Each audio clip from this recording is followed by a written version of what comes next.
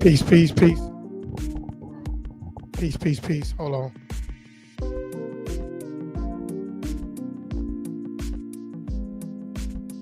Peace, peace, peace.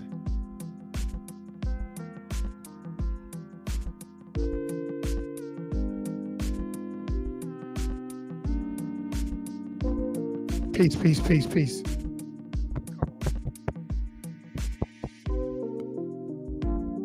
Testing 1, 2. Testing 1, 2. Okay, all right.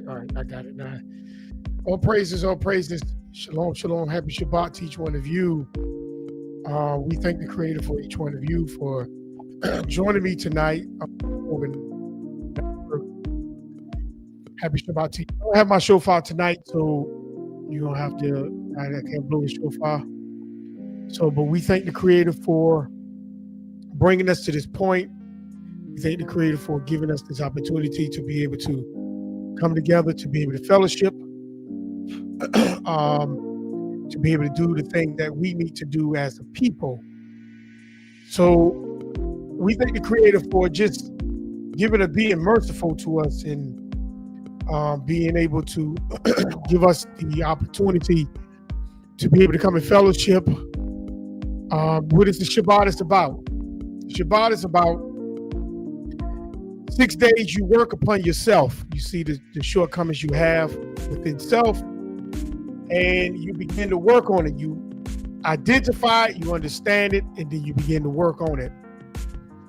And then the seventh day, you begin to now recognize the shortcomings that you have in yourself, within yourself, and you begin to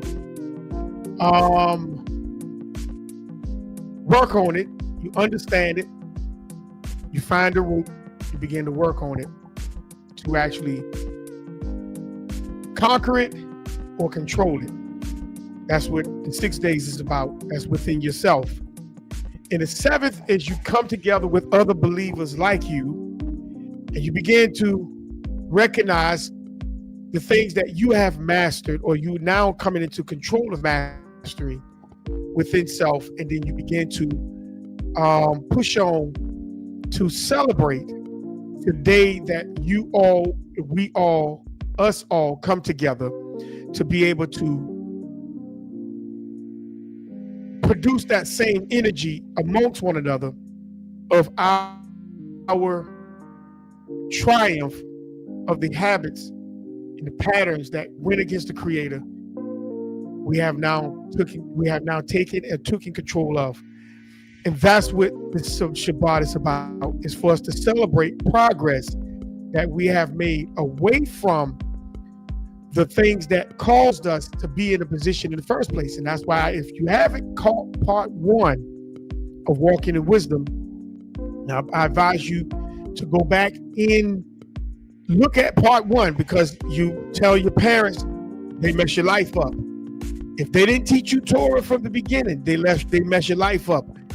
If they, even as you begin to grow and they still haven't transformed or told you anything about Torah, they mess your life up. And you have to tell your parents that they mess your life up. So we thank the Creator for each one of you tonight. Brother Trey Havisham, Zipporah, and Zayden, happy Shabbat to you. We thank the Creator for you joining me, Maury Yaakov, and ITFTR Network. Make sure that's when you come into the building, you press that like button, that share button tonight as well. So we thank the Creator for you tonight, each one of you that's is going to come in. We're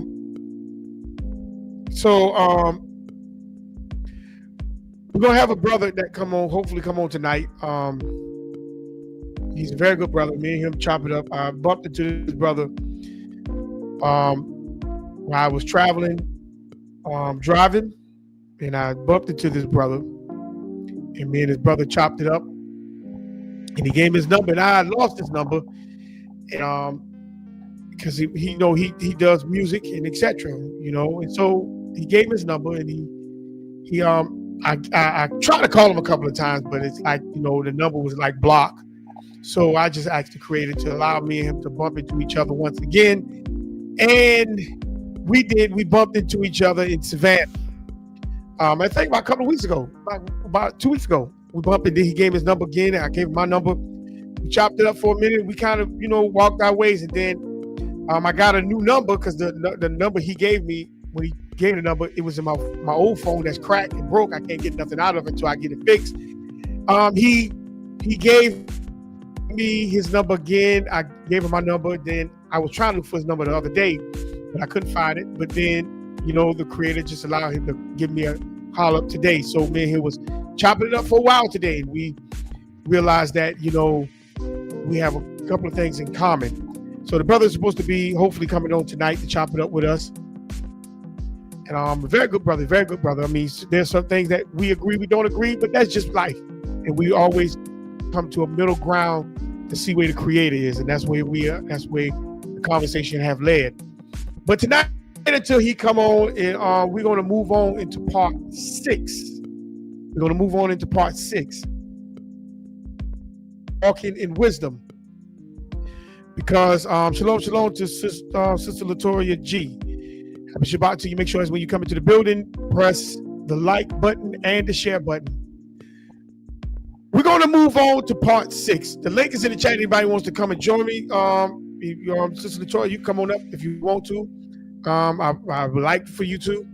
But the thing is, we're going to get into part 6 tonight. We're going to move a little bit further into walking in wisdom, because we have to realize that wisdom is where we need to be walking in. Wisdom is the beginning of the creator. That's the foundation, wisdom. And we have to realize that as we walk in this type of wisdom, that we have knowledge and understanding of the foundation of that wisdom for us to be able to maneuver and move in. So we thank the creator for just giving me this opportunity to be able to share wisdom with you. And I'm quite when there's many of you that share wisdom back with me. We meet each other across the page, we meet each other across the spectrum, and we put things into each other's path so as that we can move forward into this build for the creator. Shalom, shalom, happy Shabbat to you, brother Joel Smith. Make sure as when you come into the building, press that like button and share button to those who you feel need to hear this podcast tonight. Wisdom is very important in your life, rather if you realize it or you don't realize it. Because you can have understanding, but if you don't have wisdom to apply that understanding, then you're just going to be knocking on knowledge. You're not going to be knocking on any foundation towards anything. So tonight we're going to move into part 6. I'm waiting for the brother to come on up. Come on up on the platform. I know he's still driving a little bit, but when he decide to come on, we'll be here if he decide to come up. But until the meantime, we're going to run into Sirach, Ecclesiasticus, the 22nd chapter. We're going to read verse 9 and 10. Shalom, shalom. Happy Shabbat to you, brother Shavar. Happy Shabbat. Make sure when you come into the building, you press that like button. You press that like button and share button. If you haven't subscribed, subscribe. Please subscribe to the page if you like what you're hearing.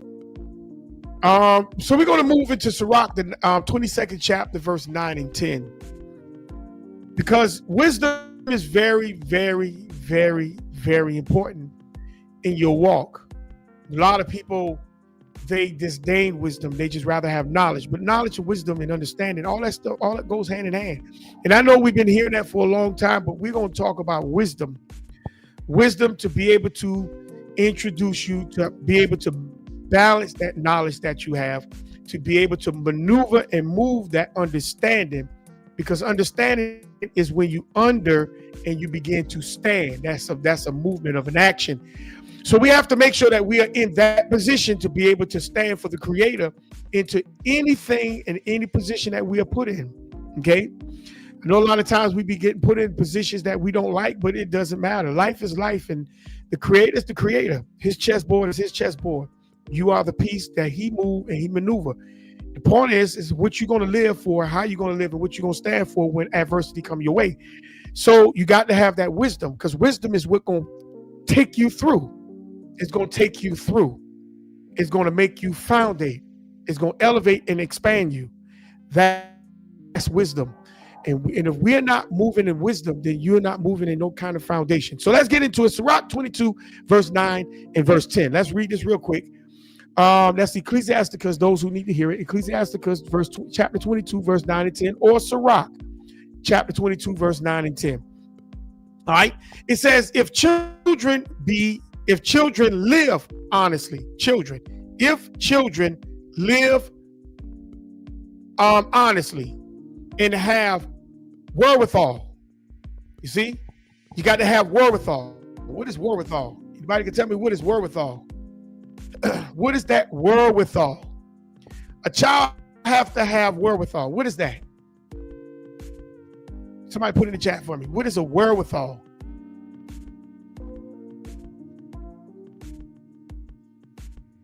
What is wherewithal?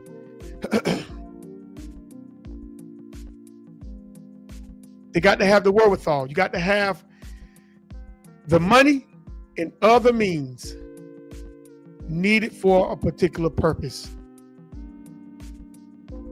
You see? Children has to have that wherewithal. They have to have the means for a particular purpose. See how that go? That's life. You have to have that wherewithal. You have to have the means needed for a particular purpose. I know the definition say money. Yes, money answers all things, but money ain't the root. Money is not the answer for all things. Sometimes you need common sense in certain things. That doesn't take money. It just takes common sense.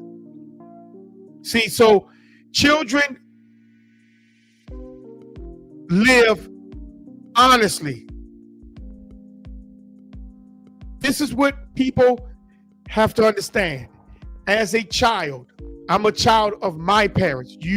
I have children. They are my children, and etc. Passes down. A child have to live honestly. Honestly. I know some people say, well, that's not lying, that's not cheating, that's not stealing. But we're going to dive into a little bit further. What is that honest living that a child must have? In a child, when they live honestly, they have to have the means needed for particular situations, which is wisdom. They have to have wisdom for particular situations. You can't bounce and bump off your emotions. You can't bounce and bump off the way you think or believe. You have to have a foundation in what reality is.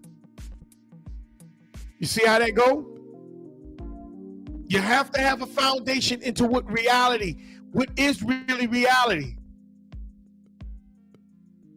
You can't just move off emotions. You can't move off the way you think, how you feel, what I believe. It has to be founded with reality. That's wisdom. You see? That child has to be, he has to have the means needed for a particular purpose. He has to be equipped. A child just can't just move the way that child chooses to move. That child has to be equipped in how he or she move. And they have to have that foundation of understanding in how they move. That's why you have what is called parents. Parents teaches that child the wisdom in how to move. You see how that go? Shalom, shalom, color. Yeah, 3 hours of art. Peace, peace, family, peace. So the child have to have a foundation for a particular movement. If that's you, brother, come on up. The link is in the chat. Hit the chat and hit the link and come on up. You have to have that foundation in how you move, and you have to be guided. taught. And before you move, you must be learned. Because when you go through, you're going to make mistakes. But you got to have that foundation to realize you made a mistake, correct that mistake the right way, because you're going to be able to teach someone later on down that road the same mistake you made, so that they won't make that same mistake. This is what reality is about. See, reality is not about making purposeful mistakes. That's not reality. That's dumb. That's stupid. That's ignorant. When you make purposeful mistakes, you purposely do it. You choose to do it. You realize you're doing it. That's not mistakes. That's purpose. But when you make mistakes that you have to go through in life, you see, you have to go through in life. Those are the mistakes that you learn from. And you have mercy with it, because that's just part of your journey. Those mistakes that you're going to have to learn from. Not purposeful mistakes. Purposeful mistakes meaning you knew the truth, but you just chose to ignore it. That's just something you're going to have to deal with in life. But a child has to be honest, and it has to have the wherewithal. What is the wherewithal? The means needed for particular purposes. That child has to be equipped. And the only way he's going to be equipped, he or she going to be equipped in life, is that they have to gain it from their parents and from the community. That's how they are going to be equipped. They're going to have the wherewithal. Let's go to the next part. They shall cover the basis of their parents. Now that's very important, because when a child is taught the correct way,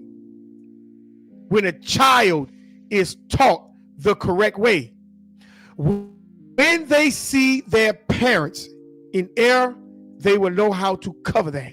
They will know how to cover the basics, the low part of their parents. We're going to get into that in a few minutes. They will learn how to cover that. You see?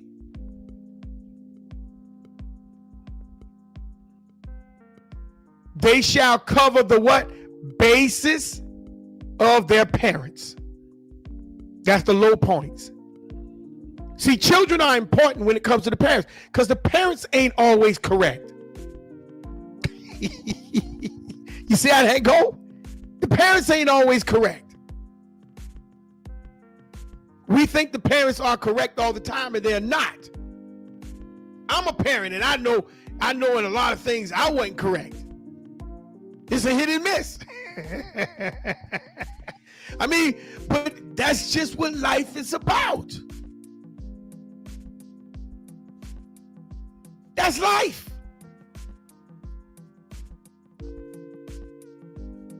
But a lot of people think parents are perfect, and parents are not perfect. Parents make mistakes just as much as a child. And in fact, today, parents make more mistakes than a child. If I can put it in that position.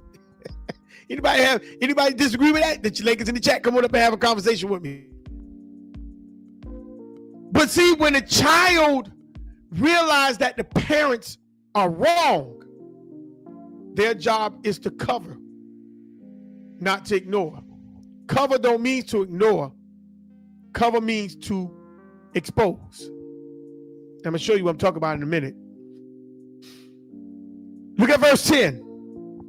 Because a child has to be the means, has to have the means for particular purposes. And one of the purposes is standing for the truth. A child has to stand for the truth. Verse 10 says, but children being haughty through disdain. So now you got children. The Bible, now the writer is telling you that the child must be honest and and have wherewithal to be able to cover their parents. Now you're talking about a haughty child being haughty through disdain. You see? What is disdain?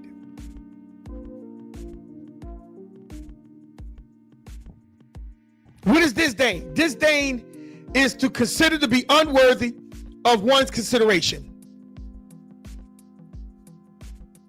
See, a child, sometimes children get to a point where it's that they don't even feel like they're worthy from them parents or to them parents or for them parents. They just, and they become haughty at that at the parents. So I'm describing two types of children. They become haughty. See? Refuse and reject. They reject the parents. They refuse the parents. I'm giving you two sides.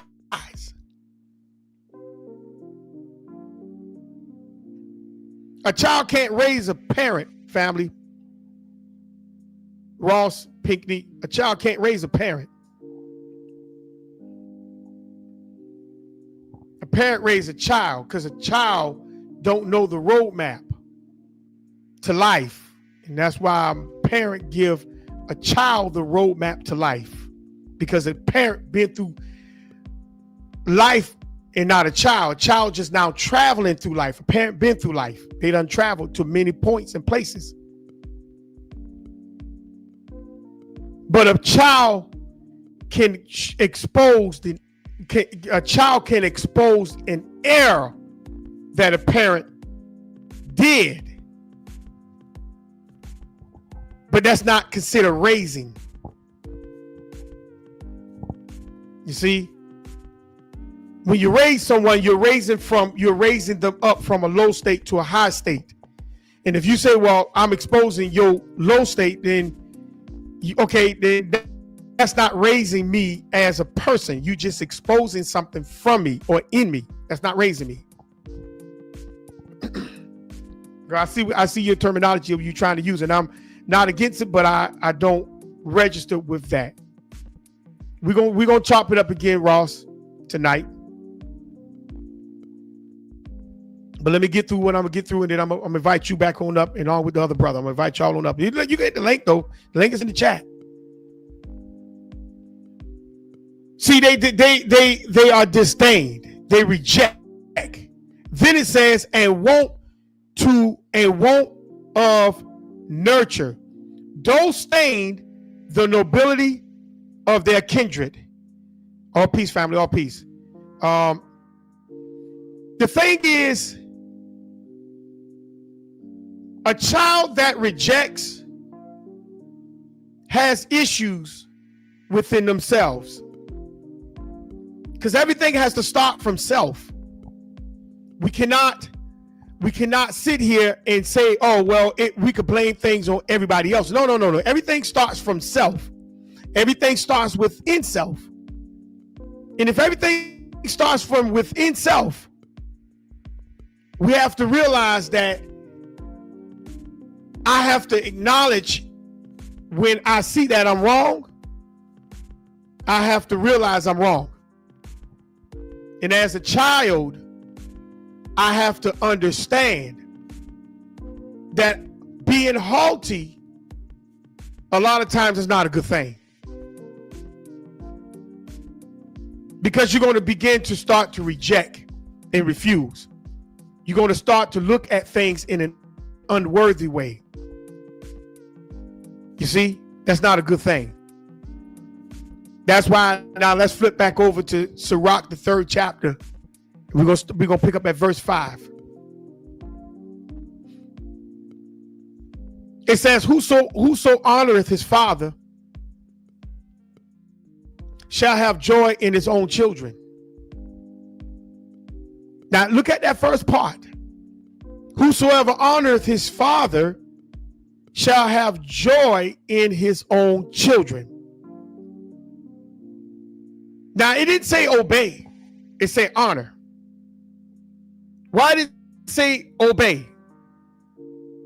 Because there are some things that your father does that is disobedient to the Creator. It works itself against nature. You see how that go? See, wisdom teaches you that you only obey what lines itself up with the creation and the creator who created the creation.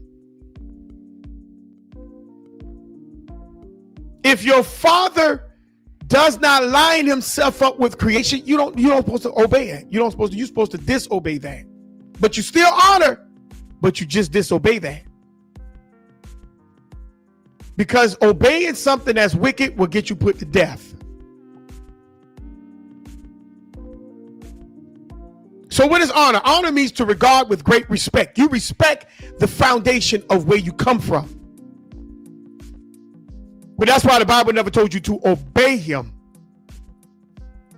You obey the law when you learn the law. And if your father is teaching the law, then you obey what he's teaching, meaning a form of him. If he's righteous, striving to be righteous, you obey that what he teach. But if he's teaching you wickedness, you don't obey that. Honor thy father. Whosoever honoreth his father shall have joy in his own children. Why is he saying that? Notice it says his own children. His own children. That's his seed line. If a son holds his father in high regards, he's going to push that same high regards to his children. And his children is going to grow up into that high regards. You see how you break in the curse of being haughty? Shalom, shalom to Sister Shamara Bowman in Emory. Happy Shabbat. Make sure as when you come into the building, you press that like button. Last week I only have 3 likes, and we have many people, and they only got 3 likes. I guess a lot of people that come on hate the channel. I mean, hey, I can't do nothing about that, but they hate the channel. They come in and listen, but they hate the channel. They want to give the brother a like, a thumb up. I ain't asking you for no money.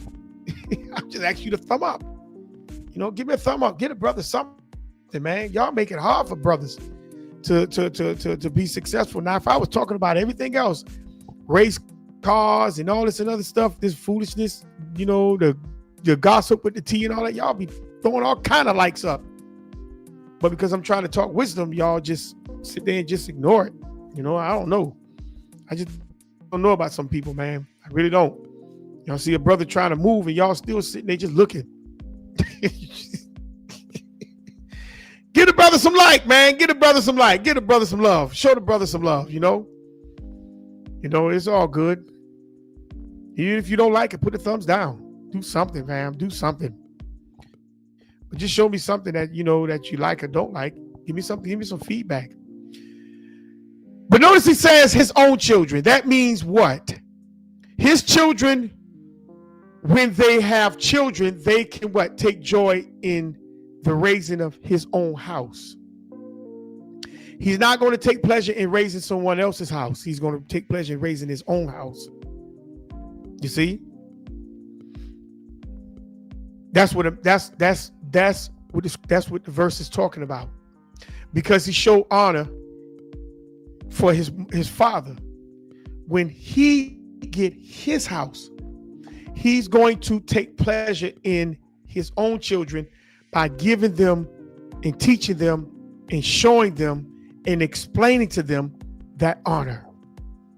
And they're going to, and it's going to be turned right back around that his own children is going to respect that honor for him.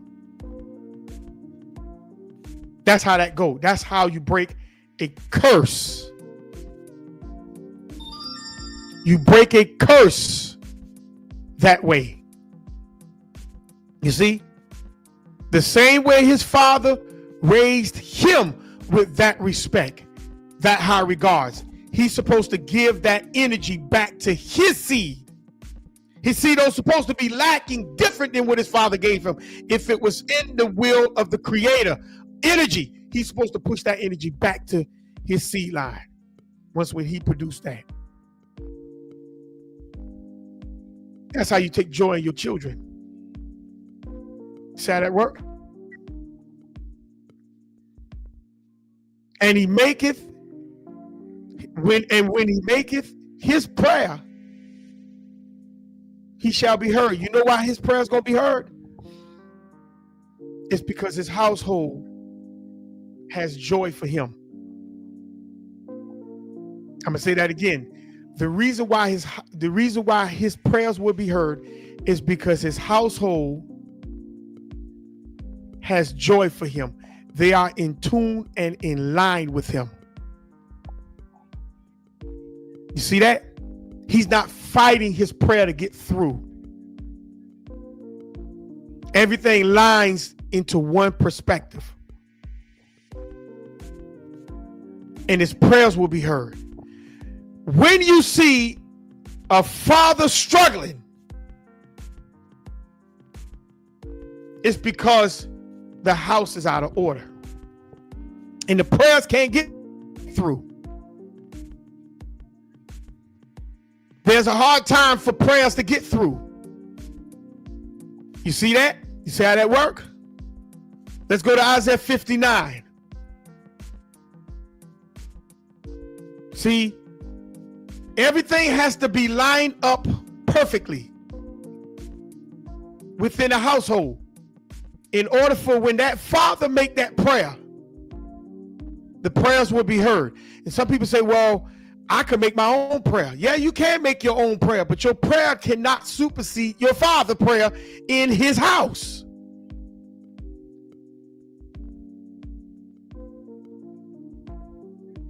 It cannot.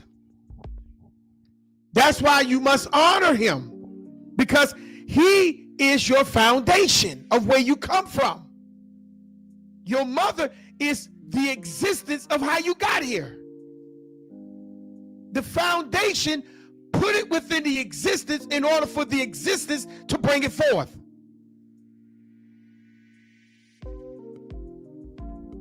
That's why you honor the father first, because he's your foundation. And if you ignore the foundation, your prayers will never be heard. And if you disagree, the link is in the chat. Come on up and have a chat with me. Isaiah 59:2. But your iniquities have what? Separated between you and your God. Your iniquities. He's talking to Israel, but let's bring it to the point of a father in a house. And your sins have hid his face from you that he will not hear. Why is that so important? If the creator don't hear wickedness out of orderness, if the creator does not listen to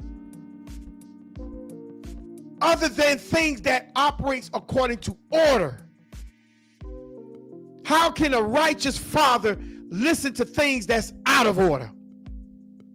I want y'all to pay attention to that very closely, because a lot of homes, prayers are being hindered because it's out of order. The father is very key in a home. And I know we don't like that, but it's the truth. The father is a key. He's the key to the home. To the home. He's the key.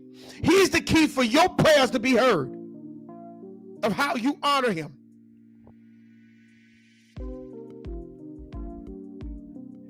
He's your key. Let's go to Psalm 66:18. See, this is the reason why a lot of homes are cursed. Because we had allowed this government to allow us to push the man out. And then the young man began to try to become that man. How you become that man with no man there? Psalm 66:18. How do you become a man with no man there?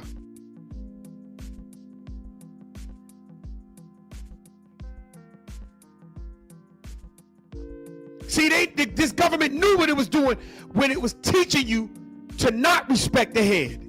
that to not respect the foundation. Because when you disrespect the foundation, you're disrespecting because the Creator put you inside of that man. Psalm 66:18 and verse 19. Well, yeah, you watch other men, but here's the thing, though. You got to know what a man is. I get that. But you got to know what a man is, family. You got to know what a man is to watch. You got to know what kind of man you watching. You can watch men because men, there's different type of men. But what type of man that you need to watch? And if you don't understand the foundation of a righteous man, then you ain't going to understand what man you need to be paying attention to. All praises. That's why you have to have righteous men in those homes. Righteous men has to be back in the homes. Because if you don't have a righteous man, you can have because here's the thing. It's one thing we call a man, but there's a difference between a man and a righteous man. Those are two different type of categories. And there's only a selected few of righteous men on this earth. Every man ain't gonna be righteous, and every righteous man will not just be an average man. Psalm 66:18 and 19. This is what it says right here. If I regard iniquity in my heart, the Creator will not hear me. If I regard iniquity in my heart, the Creator's not going to hear me. You know how you regard, and tonight we're talking about the homes. When you go out of bounds or out of balance in your own home, your prayers are done until you bring that home back into balance. Let me say it again. When your home is out of balance, your prayers are done. It's done. Your home is like the temple where the Creator is supposed to dwell. And when you are not in line with the Creator in your home, your prayers are done until you correct that thing.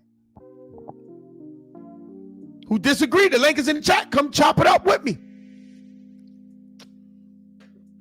Because it's now time to get these things in order in our homes. Because we've been allowing this government to push, prime, pump, and promote disorder homes. And we blame the government, and the government got a hand into a lot of stuff. But it's a lot of times it's us who choose to continue to follow when we know better.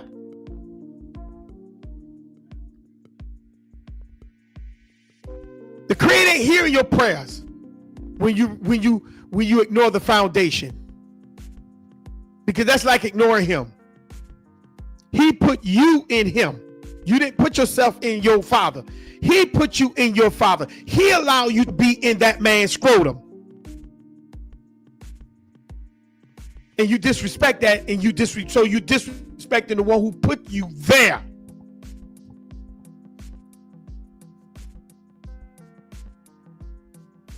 Verse 19. But verily, the Creator has heard me. He said, but verily, the Creator has heard me. He has what? Attended to the voice of my prayer. The only reason why He did that is because He had His house in order. Even Abraham, if we take Abraham's life, Abraham's father was out of order. He was celebrating paganism. But Abraham never disrespected his father in that tone. Never. He never did. Because Abraham understood through the teachings of Shem and Noah. Your father is your father. And you can't get around that. Isaiah the first chapter. Let's bounce on to that right there real quick. Isaiah the first chapter.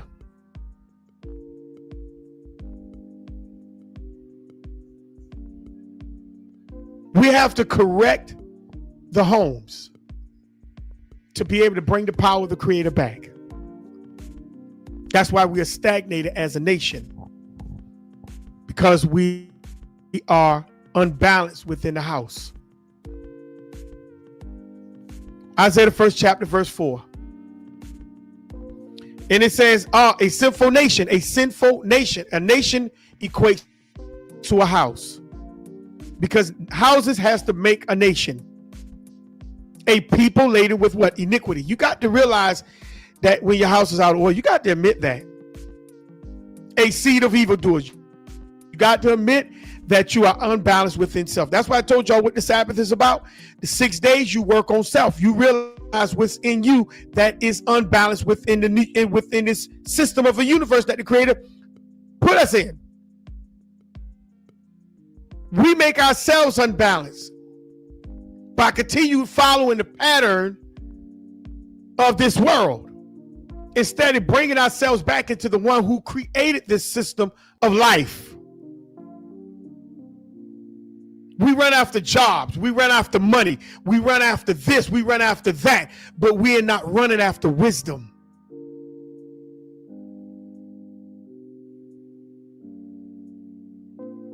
This jobs work us so much that at the end we don't even have time for ourselves to be able to meditate. We don't. We just constantly keep moving. My mind just constantly keep going.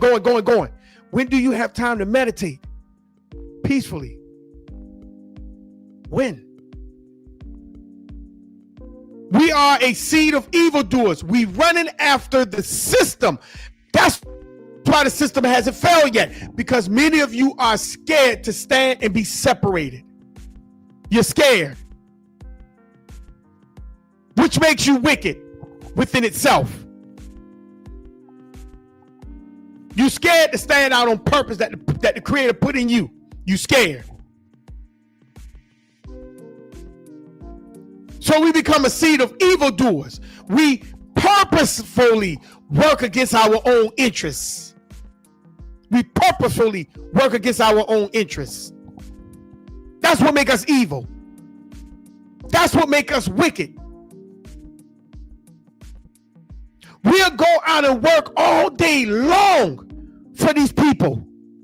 We'll make sure everything is right on their job, but when they go home, your house be all messed up.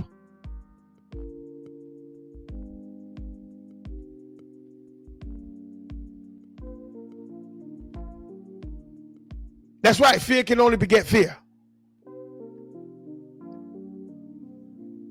Children that are what? Corrupters.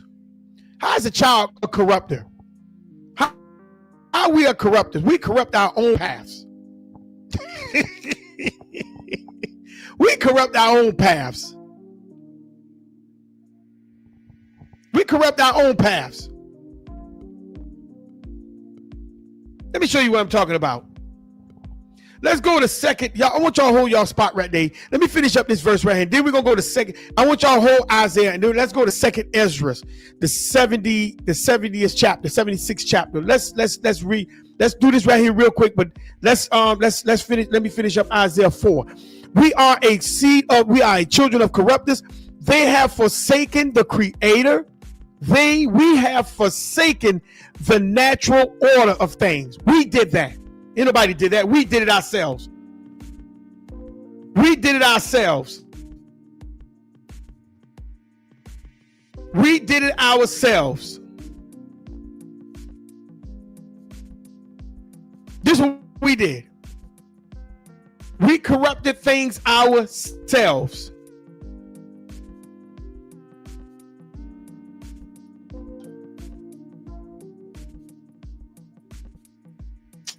Hold on. We corrupted things ourselves.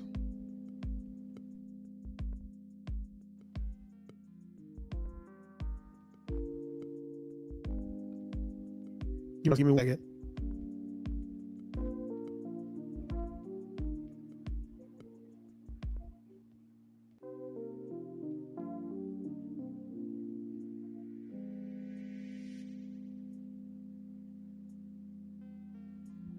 We corrupt ourselves.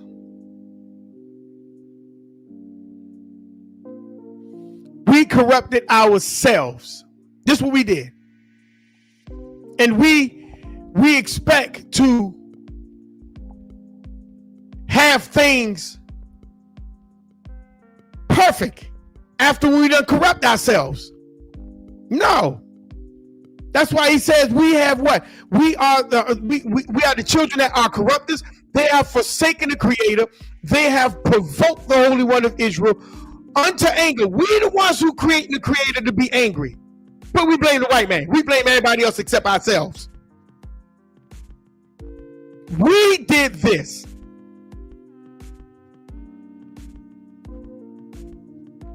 We did this.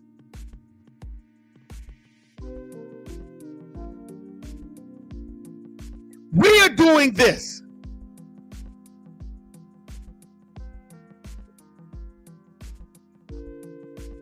We're corrupting our own lifestyle. We're corrupting our own homes. This is what we're doing. Let me show it to you. That's right, accountability. That's what we're doing. And it says what? Provoking the Creator into anger. This is what we're doing.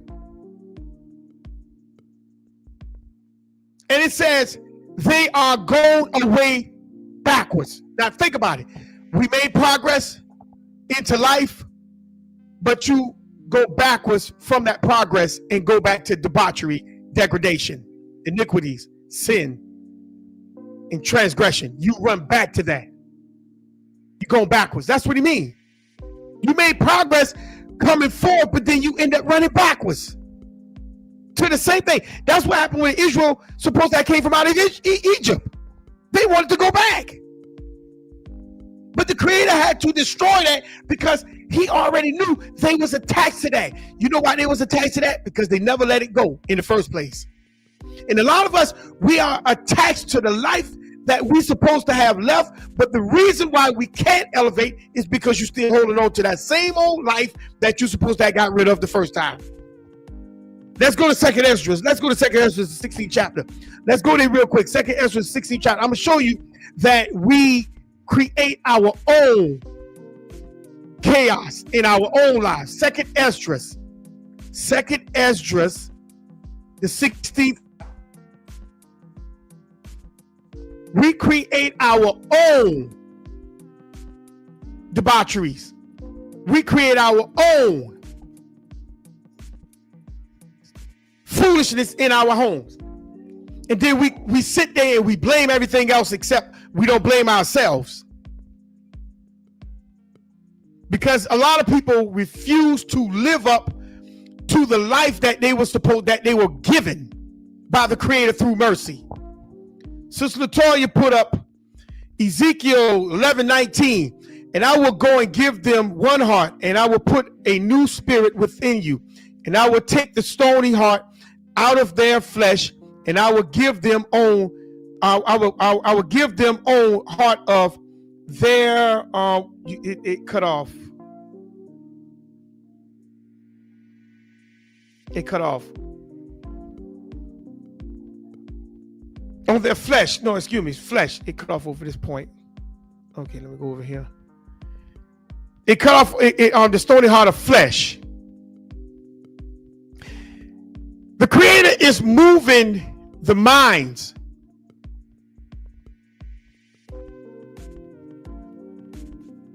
from what he wanted to be. I mean, what we wanted to be into what he needed to be. She said this verse is for Israel returning and coming back together, but it also applies to the house. One spirit of serving the Creator together produces righteousness and a righteous seed. Correct. That is correct. The Creator is moving the things that causes these things not to happen in order for these things to happen. Bringing the house back together under one so that the house can produce a righteous seed for the Creator. But you know what the problem is? And this is a beautiful verse she just put up. We cover our own paths with sin. We cover it up. When the Creator is trying to uncover it, show you wisdom, teach you wisdom, expose wisdom to you, so as that you can cut down these weeds. you allow the weeds to continue to grow. Let me show you what I'm talking about. 2 Ezra 16. Let's start at verse 69.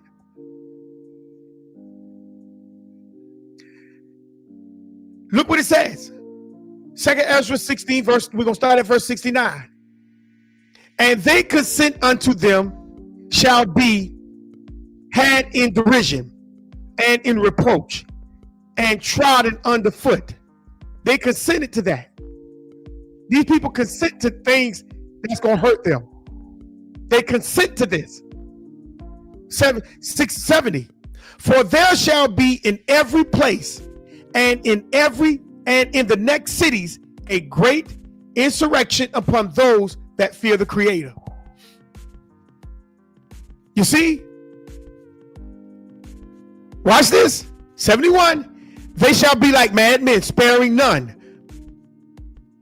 but still spoiling and destroying those that fear the Creator.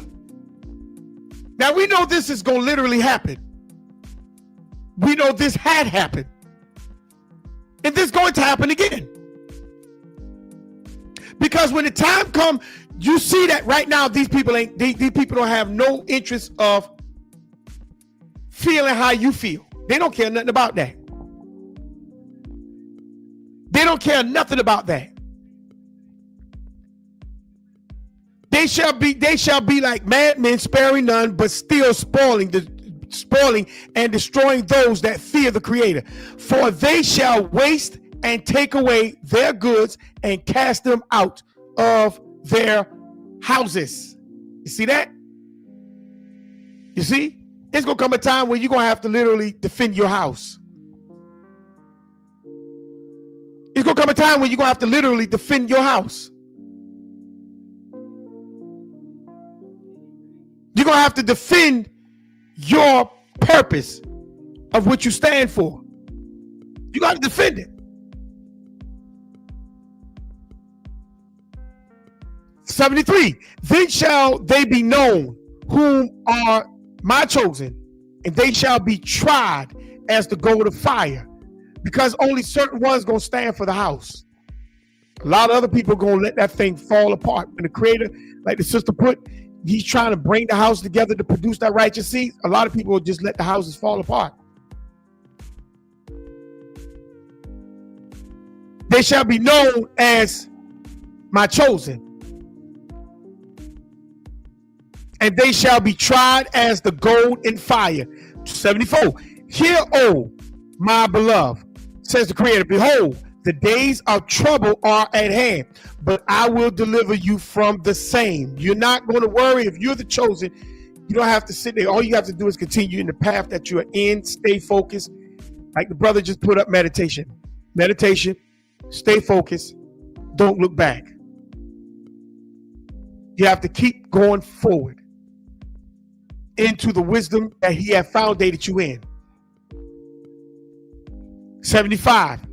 Be ye not afraid, neither doubt, for the Creator is your guide. He's going to guide you through these days, through these times, through these adversities. You don't have to worry about none of this stuff. But watch this. 76. And the God and the guide of them who keep my commandments. He only guide you who keep the commandments. That's why it's important to honor your father. He don't guide everybody. People talking about, this and this. No. He only guide those who keep His commandments. Sorry. He's only building a house back that respects the fathers. Sorry. And precepts, says the Creator. Let not your sins weigh you down. I told you what the Sabbath is about. The Sabbath is about simply 6 days. You work on self. You expose, you understand, you begin to now conquer the shortcomings, the habits, and all these other things that's inside of you. You conquer those things. And on the Sabbath, where we're at now, we come together and we celebrate. We're what you have now taken control of that was actually controlling you. You're in this, you moving towards the Sabbath now. You're moving the things away from you that really that was holding you down.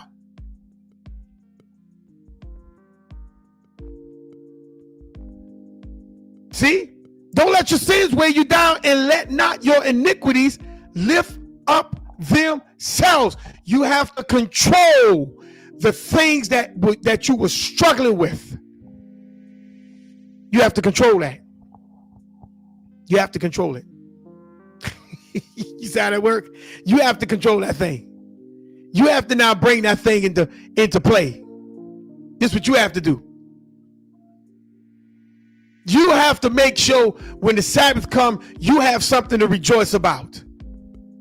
Not just coming like it's a religious service. No, I'm rejoicing. I can come and celebrate because I realize what I just have now taken control of and what I conquered. That's the Sabbath within self.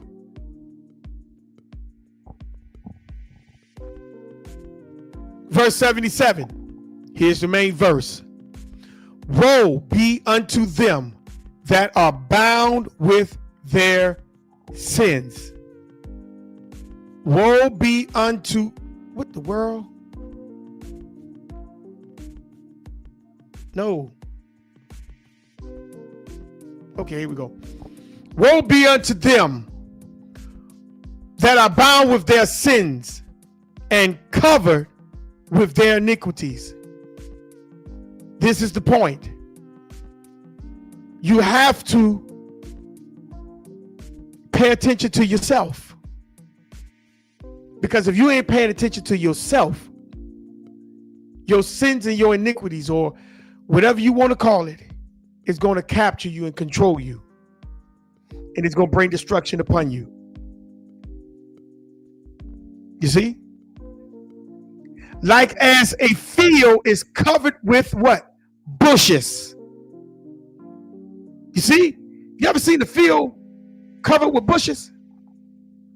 Watch what the next line say. And the path thereof covered with thorns. You can't even get from one side to the other without even being hurt. Stuck. You see? With thorns. And when you realize you're getting stuck too much, you're going to turn back and not cross that path again. You're going to try to find some other method of way of crossing. Because you know why you can't cross that path? You allow your sins and your iniquities to cover the path from one point to another. This is what you did.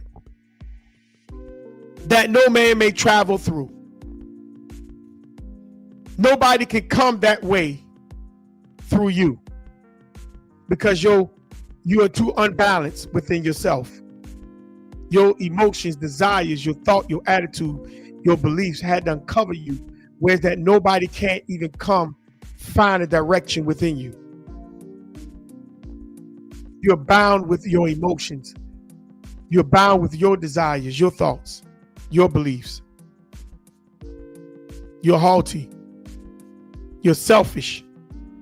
So when people come looking to cross over for themselves, you don't have no way for them. They can't even take refuge in your house because it's unbalanced. And look what verse 78 says. If it is left undressed and cast into the fire to be consumed therein. If you are left undressed within self and you are not uncovering to conquer the habits within yourself, you're going to be put to death. Period. Point blank.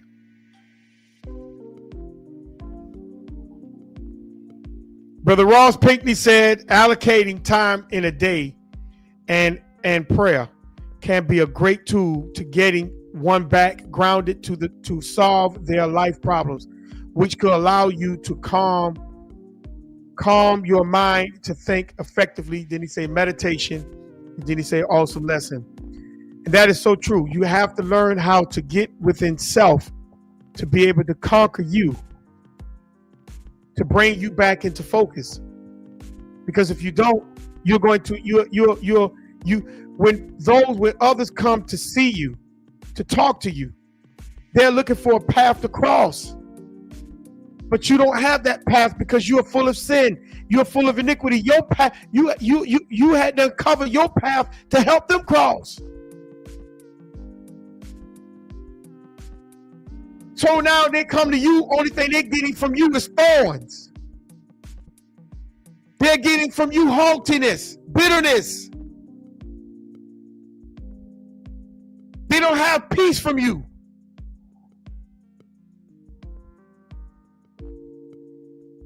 So they walk away from you to find another path. You see how that works? That's why we have to be very careful, family. The houses has to come back under one, and it has to have that what? That flesh heart that the sister put into the scripture. And like the brother said, you got to allocate meditation. You have to. Because you're not going to be able to gain the things that you need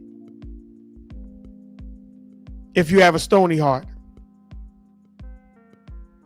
Let's go back to Isaiah, the first chapter, verse 15. And when you spread forth your hands,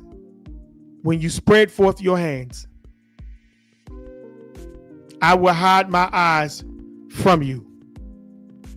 See how that work?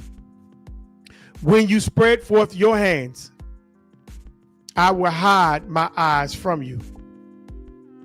Because in law, when you open your hands, you say, I have nothing to hide. So now when you spread your hands open for the Creator, what are you hiding?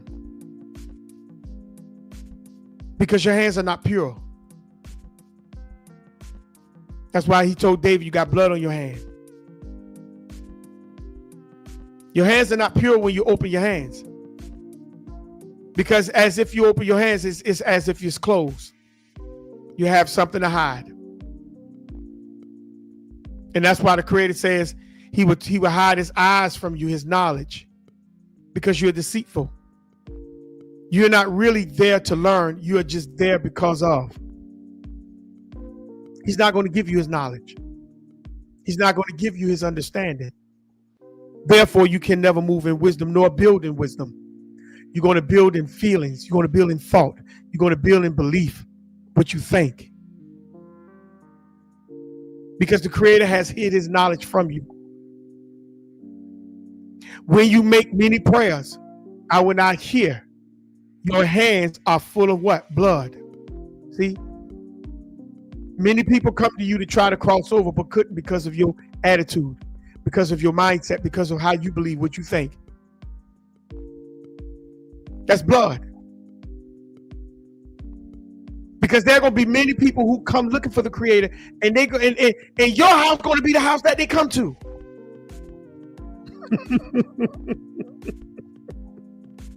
Your house is going to be the house that they come to. Are you ready for your house to be that house? To receive and guide and direct the souls to be able to how to cross over to the other way? Or are you going to be like Second Ezra? You're going to cover the path with thorns and bushes, where the pathway for them to get across is going to hurt them, and they're going to have to literally end up finding their way anyhow. Why they're being hurt through the thorns that have grown in the path that you never cut down. You see how that work? Stay in Isaiah. Let's go to Isaiah 64:7. Let's go to Isaiah 64:7.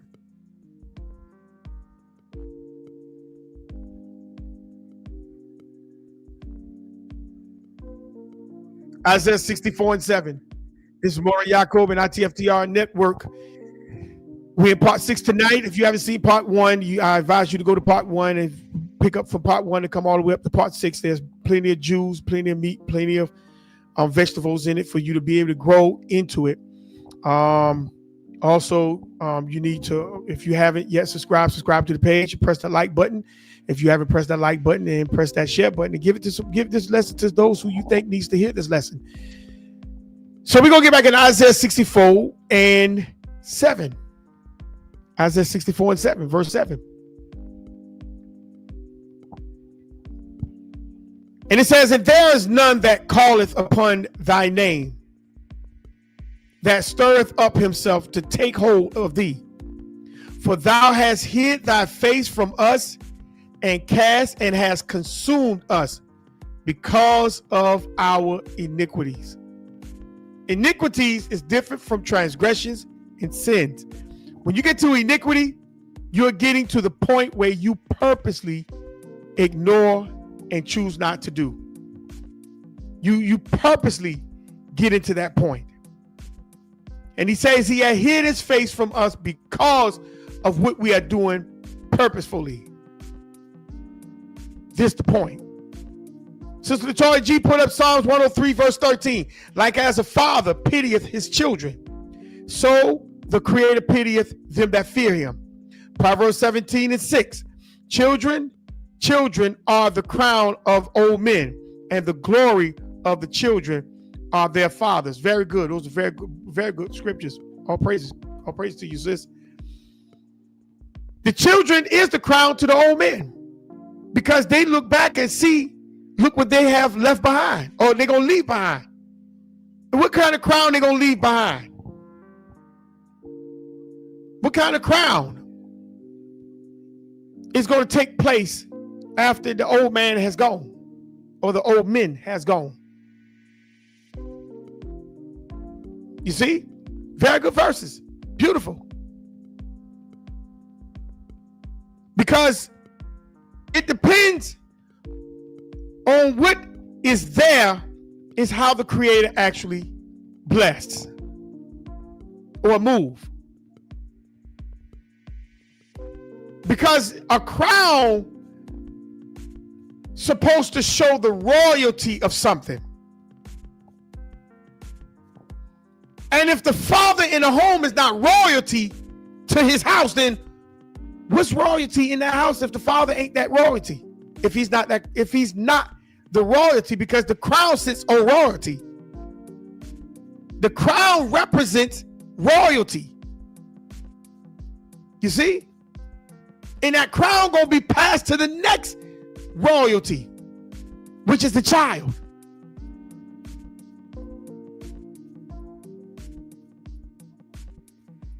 And if the child don't believe that he is royalty behind his father, then the whole house is cursed. It's just as simple as that. And that's the reason why the Creator he's hiding his face from us. Because we allowed the houses to be out of order on purpose.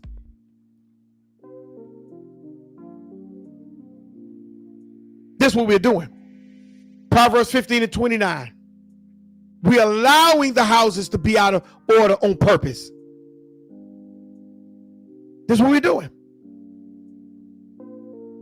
We're not trying to keep the houses in order. No. We want to keep it out of order for our own purpose, our own pleasure. Proverbs 15 and 7. Excuse me, Proverbs 15 and 29. Salakia. Proverbs 15 and 29. 29. And it says, the Creator is far from the what? Wicked. What makes you wicked? When you're out of line with your own house. When you're out of line with the commandments of the Creator. If you got a righteous father, you have a righteous house. And if you're out of line with that righteous man, you're wicked. Period, point blank. Ain't nothing else make you wicked. What makes you wicked in this point? You're out of line with your father. You're out of line with your house. You're out of line. You're wicked. That's just point blank. Just to sum it up into a quick point, because we're talking about the house. The house is where your blessing is. The house is where your salvation is. And if you're out of line with the head of your house, you're out of line. You're wicked.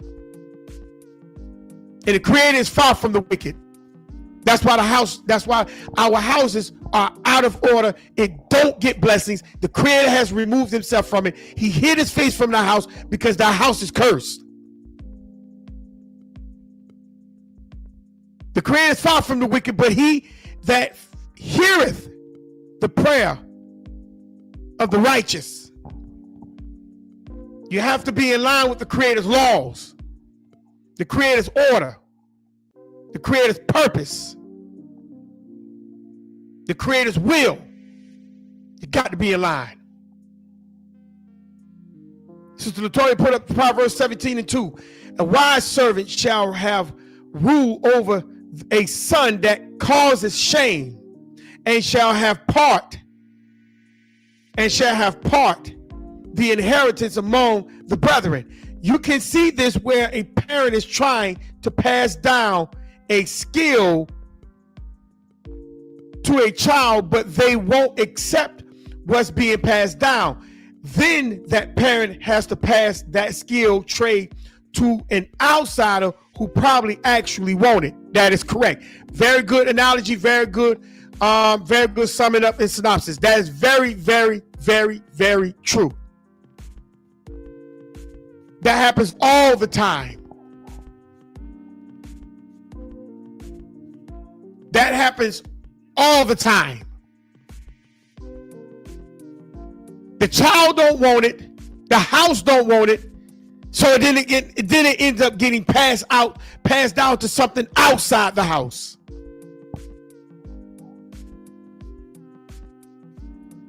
And then the house be saying, well, why this, why that, why? Because you ignored your foundation.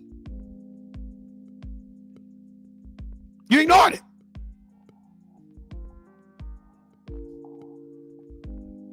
You ignored it. Malachi 3:4. You ignored it.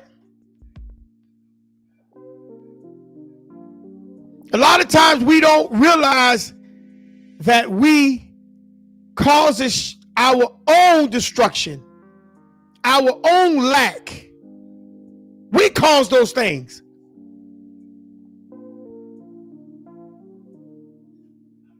Because of being haughty. Malachi 3:4. Then shall the offering of Judah and Jerusalem be pleasant unto the Creator, as in the days of old and as the former years. Let me go back in verse 3. He shall sit as a refiner and a repurer of silver, and he shall purify the sons of Levi and purge them as gold and silver, that they may offer unto the Creator an offering in righteousness. Then shall the offering of Judah and Jerusalem be pleasant unto the Creator, as the days of old and in the former years. What does that mean? Now, the Levites have to be in tune with the Creator in order for Israel to bring their sacrifice to sacrifice. But let's talk about the house. The Levites are the fathers. Jerusalem and Judah are the children. They're the children. The father has to be in line. The father has to be in tune. Because at this time, the Levites was out of order.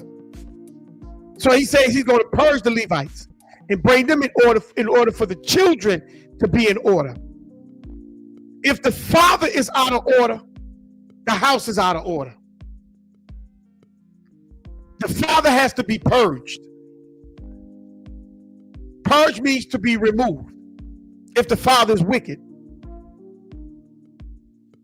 Or purge means if the father is striving, things has to come out of him for him to be able to lead better. You see how that works on both sides. If a man is striving, the Creator protects him and gives him mercy for him to guide, because he's going to guide that man who's striving for righteousness. But if the man is wicked, the Creator is going to remove him.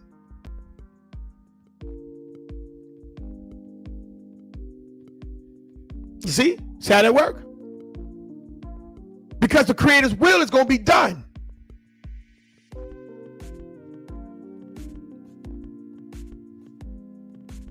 The Creator's will be done.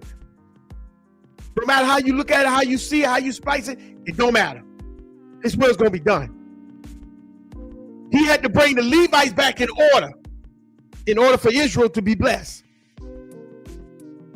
And if that man is out of order, he's going to bring that man back in order for that house to be blessed. But that man has to be striving for righteousness.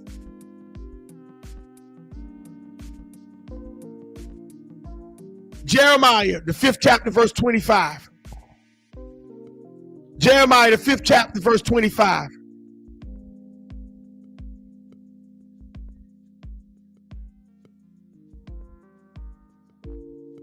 But notice what he said. The Creator is going to do this.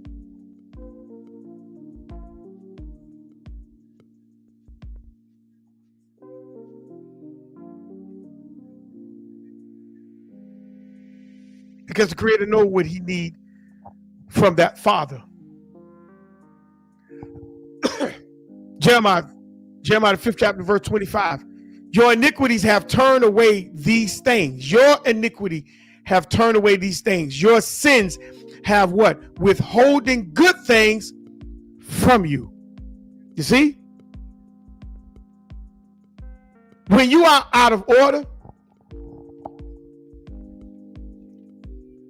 you cause your house to not have. It's just that simple. When you are striving into wickedness,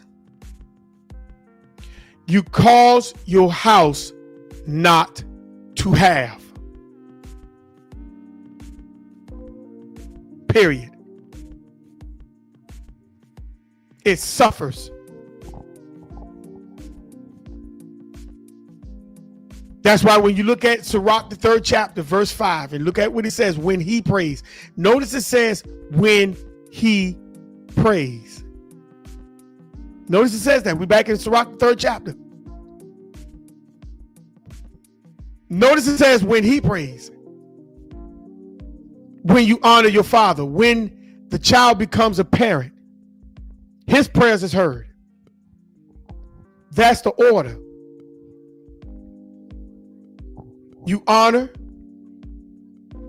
you take joy, and now your prayers are heard. That's the order in a home. You can't get around it. So that means you can't be against the foundation in which you came from. You can't be against it. It will never work for you. It will never, ever work for you. Notice once again, it says when he prays, meaning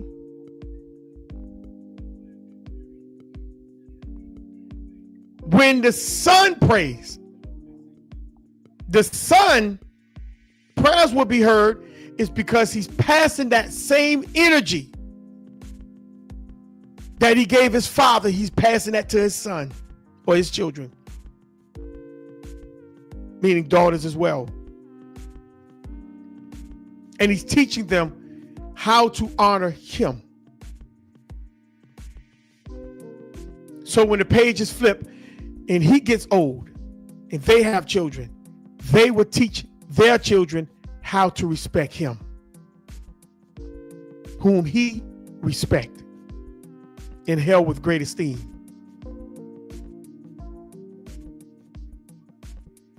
It's not going to be disrespect. It will be respect.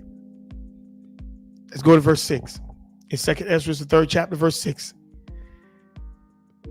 And thou leadeth him. Oh, excuse me. Where am I at? This thing done skip on me again. Hold on. Give me a minute.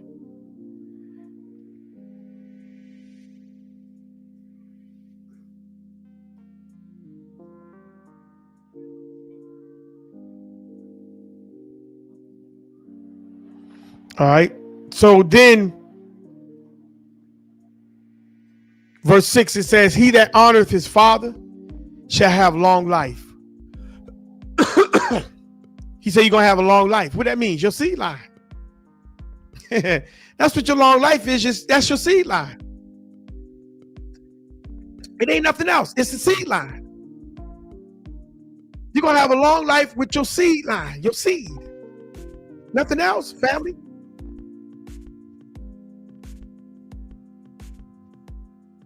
That's your life. Your seed, meaning he will see his seed line and his prosperity. He's going to see the prosperity of it.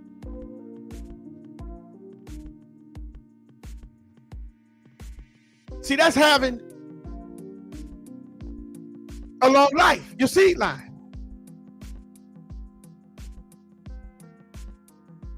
So you think we're gonna be living like 198 years old? Oh, praises if you get that point. I don't want nobody wiping my butt. There's a scripture where it teaches you nobody should be wiping your butt. If you wipe, somebody has to wipe your butt, you should just be praying for death from that point. That's scripture. Psalms 91:16.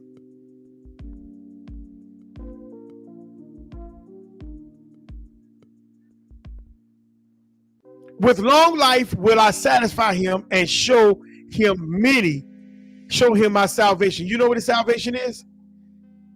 He said, with long life, I will satisfy him. What are you going to be satisfied with? You're going to be satisfied with the woman that he chose to be his wife.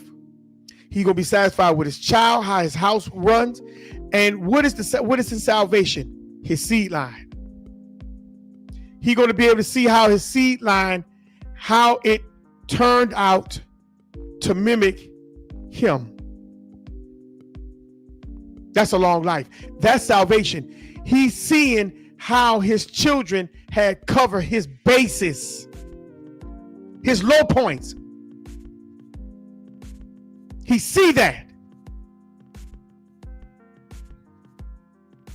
And he realized from that point he's saved because his seed have taken heed to wisdom. You see how that work? The Creator gonna show you his salvation through your seed line.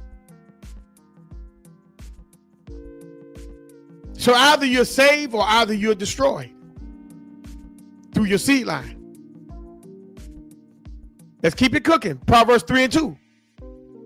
Let's keep cooking. Proverbs 3:2.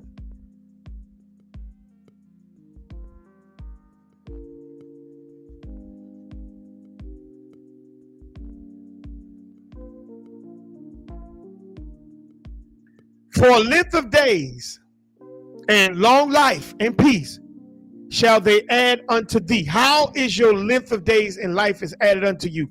Through your seed line. You're going to grow old if that's the Creator's will. But he's going to make sure you produce a righteous seed like the sister put in the scriptures earlier. You're going to produce a righteous seed and you're going to produce a righteous house.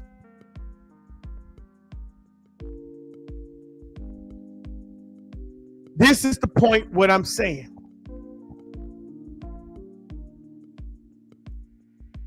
They shall add unto you long life and peace. It's not saying you're not going to have trouble. But do you know what it means when you have a house that is praying with you, meditating with you? Do you know what kind of peace you will have in that house?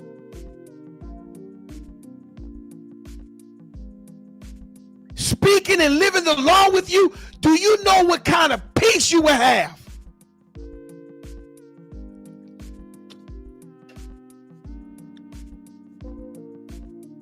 What you think about that?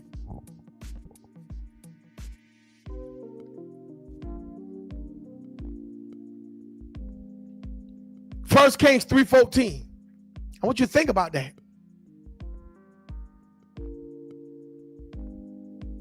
What kind of peace you think you have? The Creator would dwell there.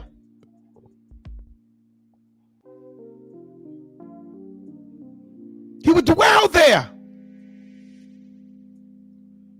The law will govern there. And people will come to your house through that house, finding the path to the one God. I want you to think about that. 1 Kings 3:14.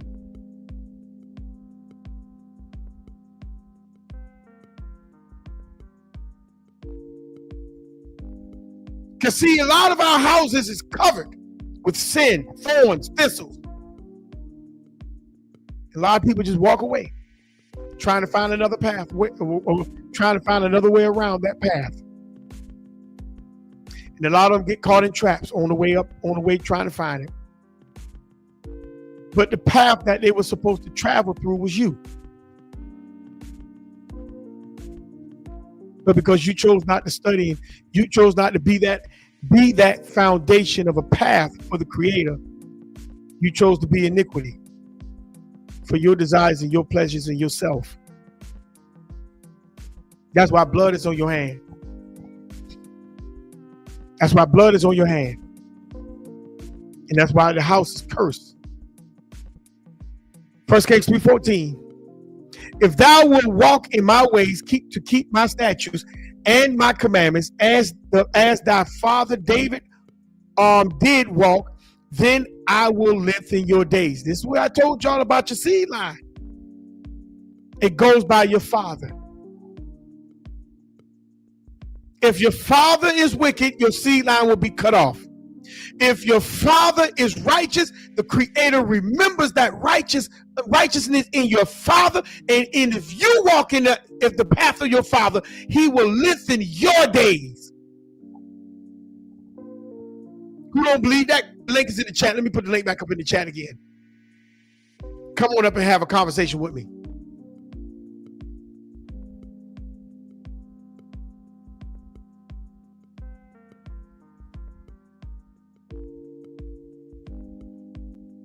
You can hit the link and come on up and talk to me.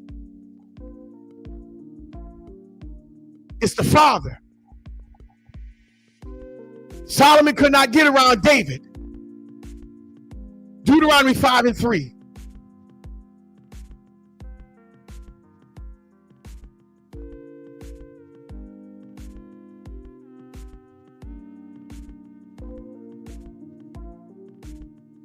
The Creator made not this covenant with our fathers, but with who? Us.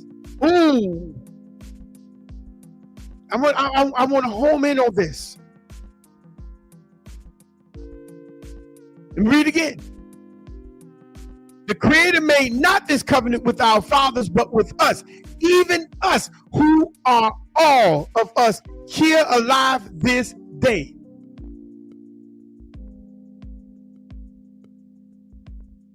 That means the covenant that was given to Israel at that time was never given to Abraham and Isaac and Jacob. It's a different covenant. So the covenant that was given to your house, to your father, is going to be a different covenant that you are under. Because you are of your own house. Men, you are of your own house.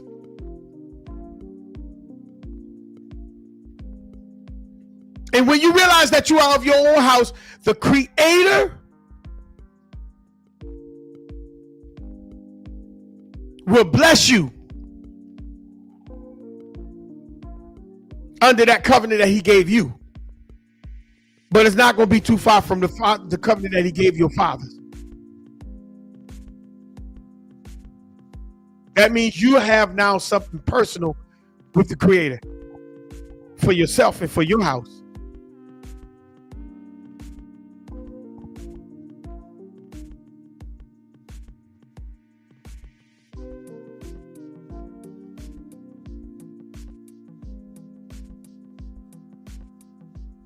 See how that go? Let's look at the next part of Ecclesiastes, the 3rd chapter, verse 6. You have long life when you honor your father. And it says, and he that is obedient unto the Creator shall be a comfort to his mother. So when you follow the law, it brings comfort to the woman, the mother that birthed you, that brought you into existence. It brings comfort to her when you follow and obey the Creator. Notice it says be obedient to the Creator, not your father. It should tell you to honor your father, but it's telling you to be what?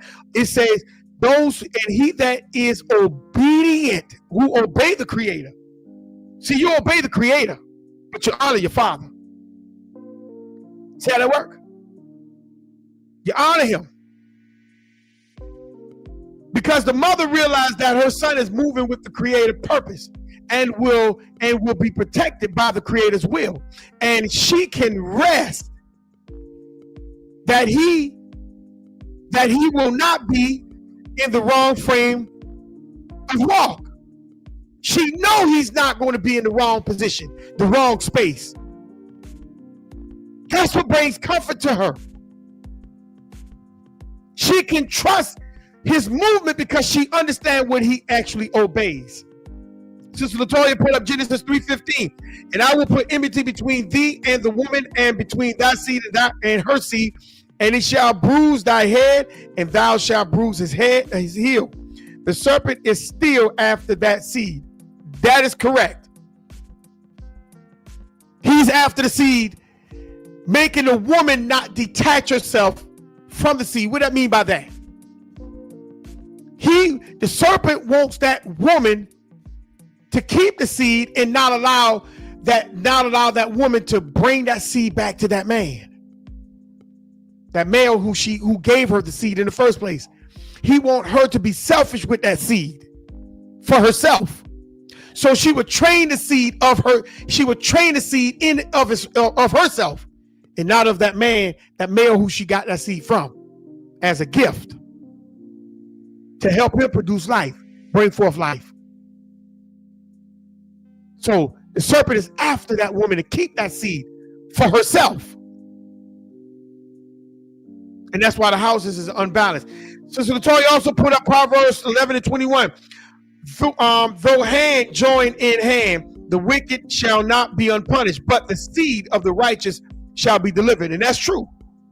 We go out here and do everything what we are obligated to do to live for other people. But when we come home to our houses is in ramshack. There's no order there. You see? There's no order. And we wonder why we're not being blessed.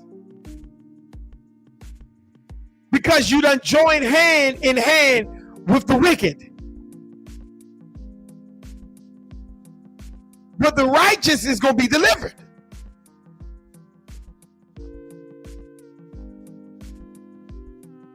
Just want very good scriptures.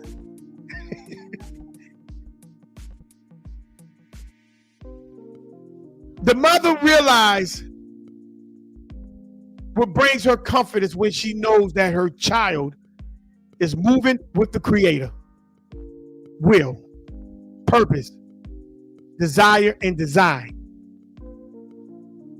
That comforts her because she realized that if anything happens to her child, that he will be safe. But a mother, what doesn't comfort a mother is when she realizes her child does not have any covering or is not following behind nothing. The child is just out there doing nothing.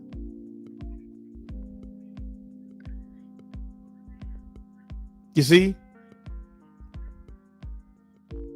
This is the problem that we have. This is things that we must be able to substantiate within our own homes.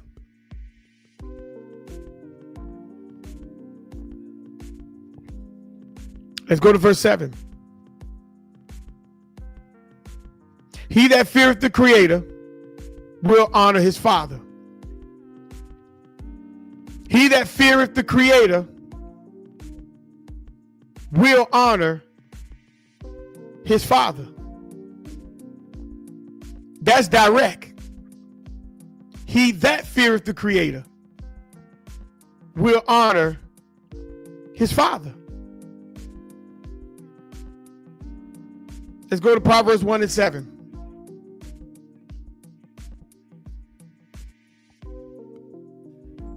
Proverbs 1:7. He that fears the Creator will honor his father. The fear of the Creator is the beginning of knowledge, but fools despise wisdom and instructions. You see? When you fear the Creator, you're going to have the very basics of knowledge. That's what you're going to have. But people that is condemned, people that does not respect the Creator's laws, people that does not follow the Creator's will, hate the foundation, which is wisdom and instructions. They hate it. They literally hate it.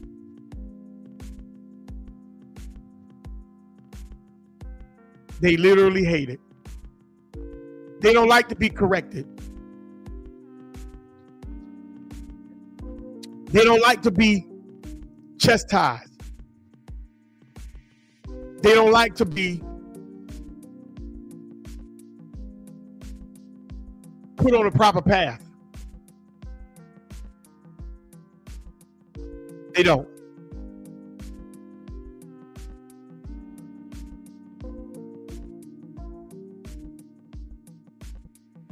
Proverbs 8:13.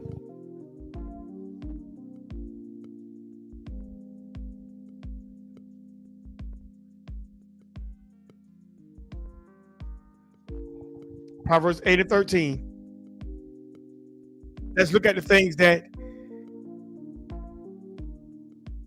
what happens when you bring things to the Creator, when you respect the house that you live in. Proverbs 8:13, it says what? The fear of the Creator is to hate evil, pride, arrogance, and evil, and the evil way, and the froward mouth I do hate.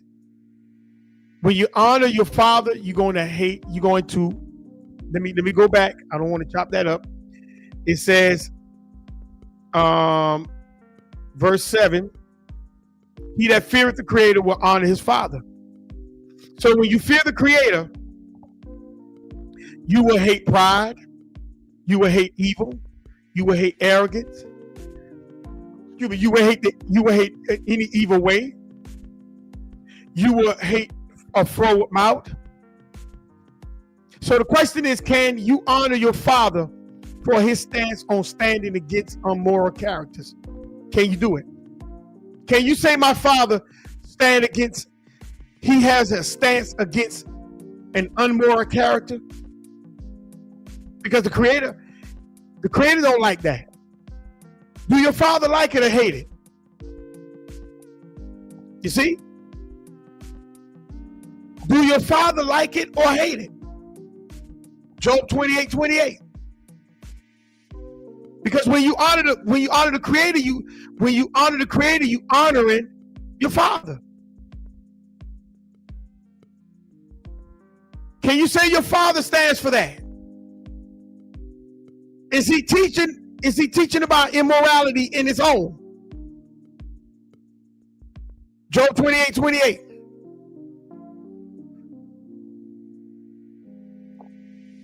And unto a man, he said, behold, the fear of the Creator, that is wisdom, and depart from evil is understanding.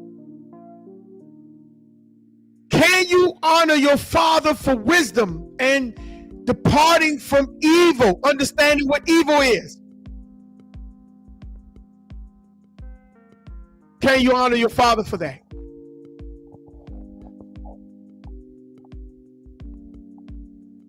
Can you? Proverbs 14:26.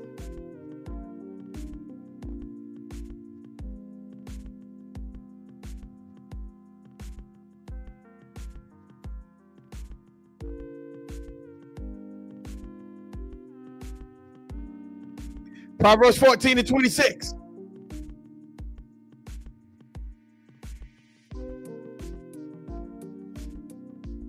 In the fear of the Creator is strong confidence, and his children shall have a place of refuge. Can you honor your father today for confidence and protection?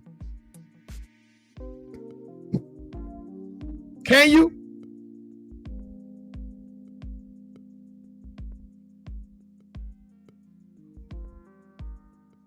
Psalms 111 and 10.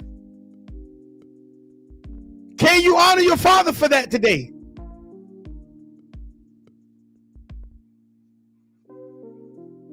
Psalms 111 and 10.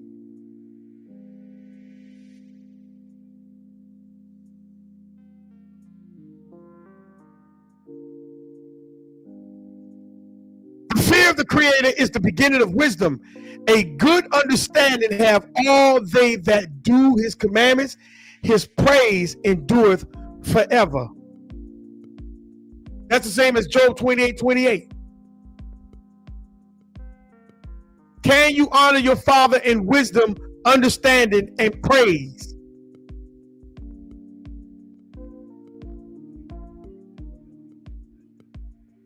Psalms 34 and 9.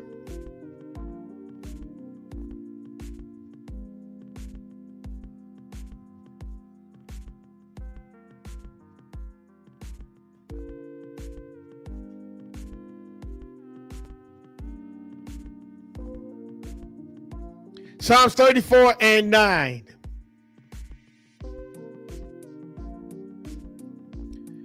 Oh, fear the Creator, ye his saints, for there is no want to them that fear him.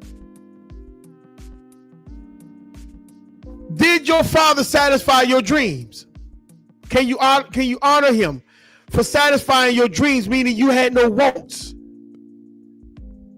He satisfied your dreams. Did he do that? Can you honor him for that? Proverbs 19 and 23.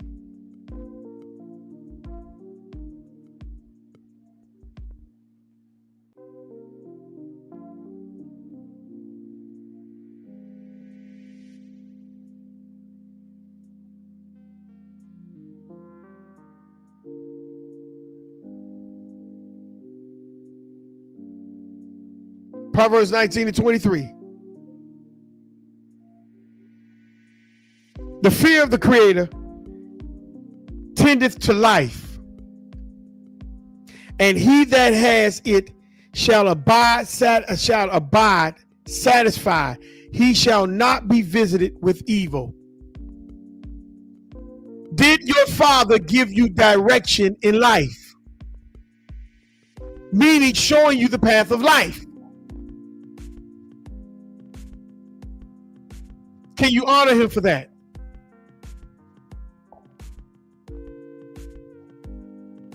Because it said, he that fears the Creator honors his father. You honor your father the same way you fear the Creator.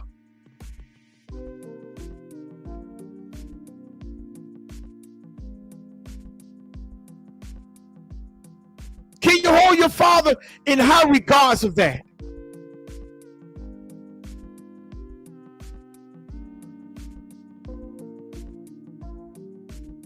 Can you? Honor means regard with great respect.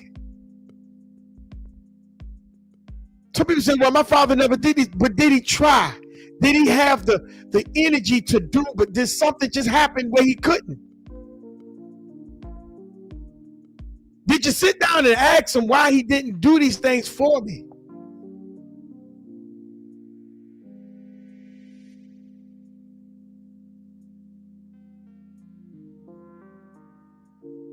Because we just look at what we see, but we don't pay attention to why it was, what caused it. Because your parents have a life as well.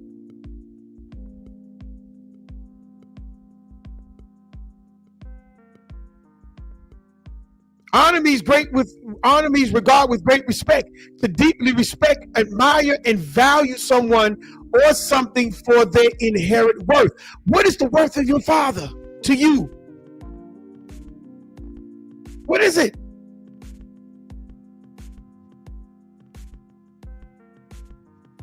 How much do your father worth? How much do your father means to you?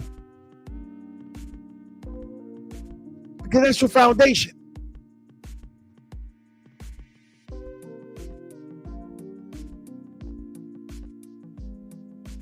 Not just their possessions or achievements. It's the inherent worth. The things that happened that was done that was priceless without money.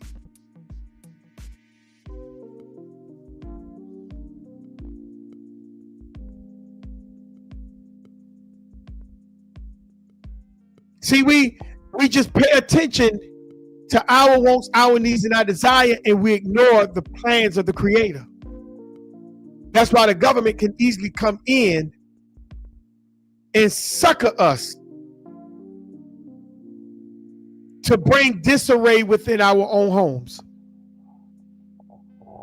They can succor us easy because we are not being led by nothing but a bunch of emotion, attitude, desire, our own will. That's what we running behind.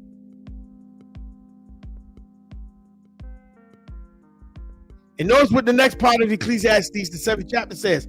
It says, he that feareth the Creator will honor his father and will do service unto his parents as to his master. They will do service unto their parents. What that mean? As like his masters. The same way you get up and go to work, you would do the same for your parents.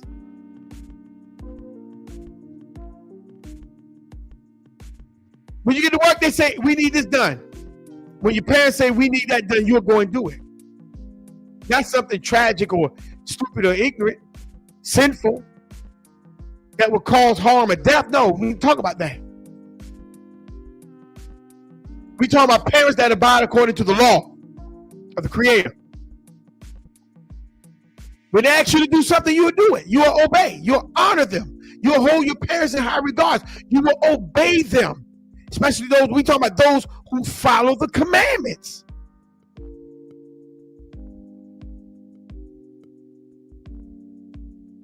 You will respect them. And you will recognize their roles. Meaning you will keep the roles in order.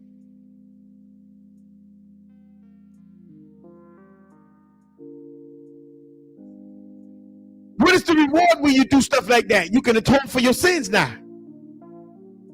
You'll have joy in your own children.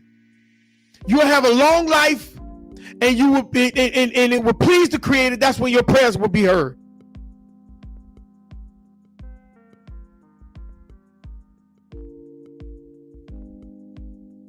You see how that work?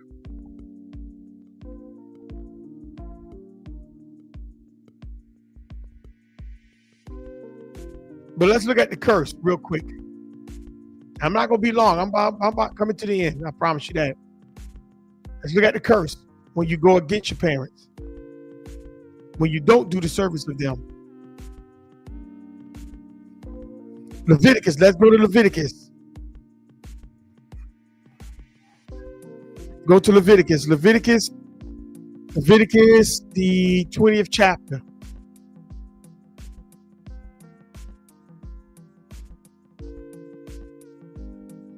Leviticus, the 20th chapter, verse 9.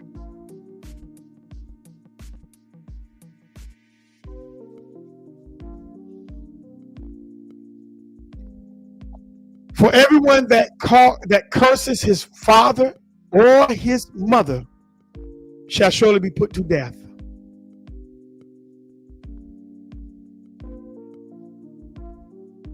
Now, watch this. He has cursed his father or his mother, his blood shall be upon him. Now let's look at the word curse. Curse means to express annoyance or irritation, a course of blasphemous language to express anger or other strong emotions. Now, what is it talking about? Just your parents? But if your parents are out of order, what you do? What do you do with that? If your parents are living opposite of the Creator, what you do with that? See how that go?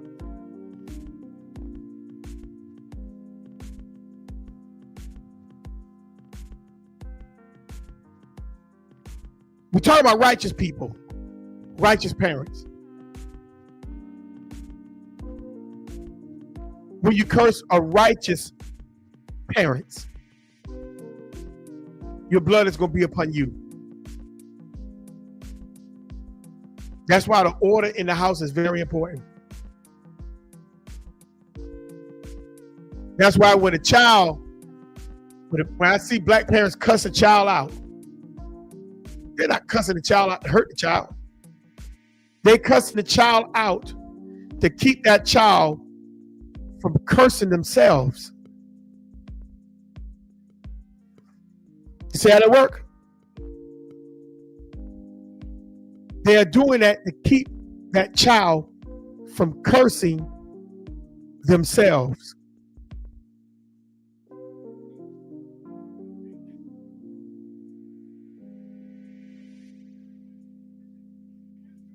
Proverbs 20 and 20.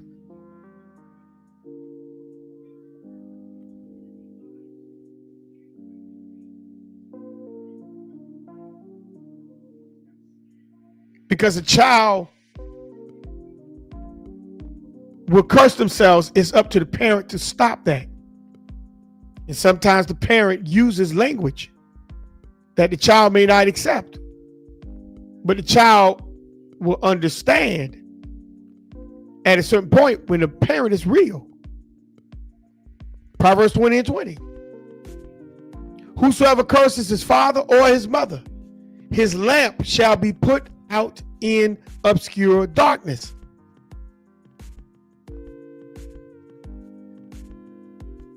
We're talking about righteous parents.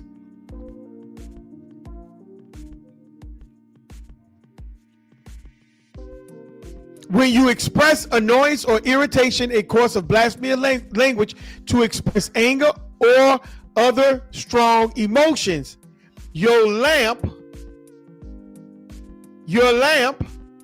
shall be put out in obscure darkness. You're going to be a wanderer. You're not going to have a direction. You're going to be trying to figure things out for yourself.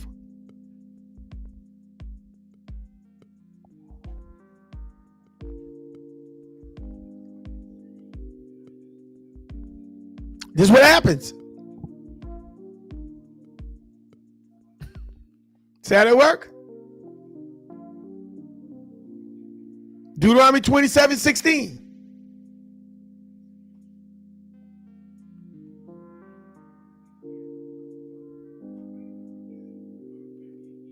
Deuteronomy 27:16.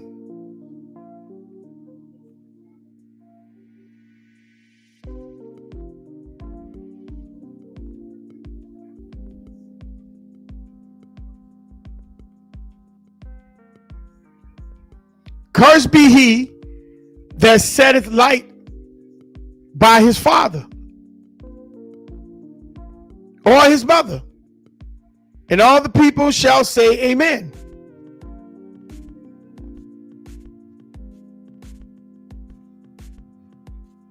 You do things that does not flow with your parents. You go against your parents.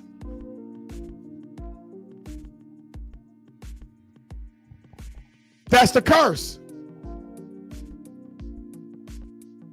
See how that work?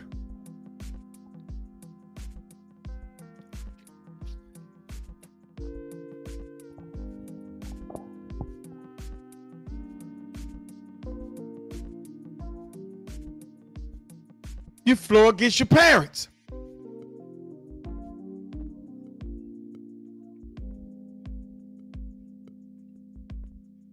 The house is very important, family.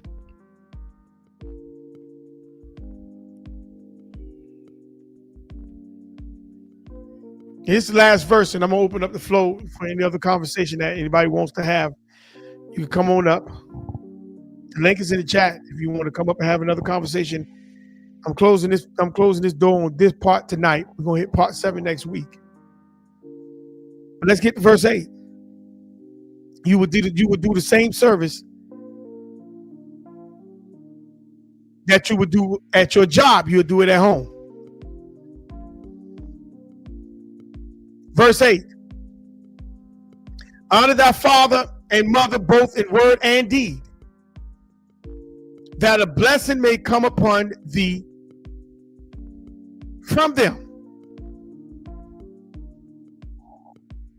Now this is where we're going to come to the end of the conversation.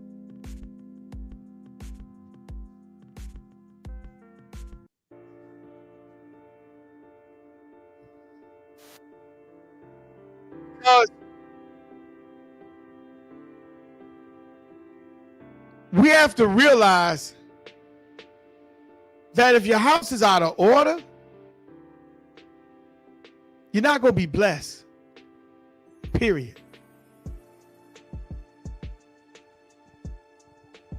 Notice it used the word honor again. That means to regard with great respect, to deeply respect, admire, and value someone or something for their inherent worth. So you're going to honor your father and your mother inherent worth, both in words. Okay? You're going to do it in words first. Meaning it's your job to tell them the truth. It's not your job to keep things quiet. It's your job to tell the truth. You remember I told y'all from part 1, you got to tell your parents that they fuck you up. I said that. You got to tell your parents that they mess your life up by not teaching you, knowing that they probably understood Torah, but they ignored it.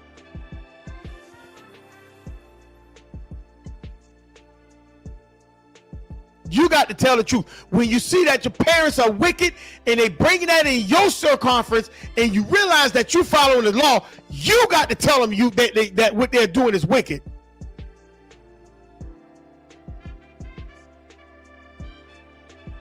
Let's have this conversation. You can't sit there and allow your parents to be wicked in front of you and you say not one word.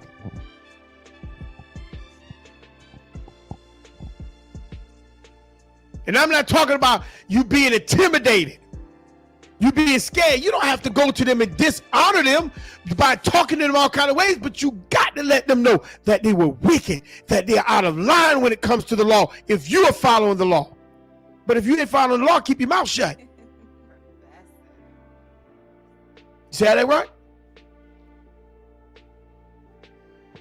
Keep your mouth shut and go learn the law. But it's your job as a child to be able to correct your parents when they're out of line.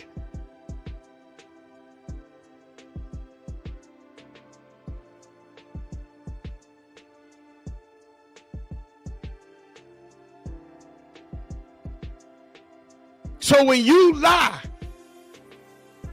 you will make a statement or an act in a way that convey a false or misleading impression.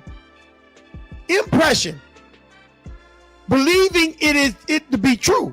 You know what an impression is? That's a movement or an action. You're acting or you're feeling or you're moving in such a way that got people thinking this one, but it's really that. With the intent to deceive another person into believing your impressions. That's what makes you a liar.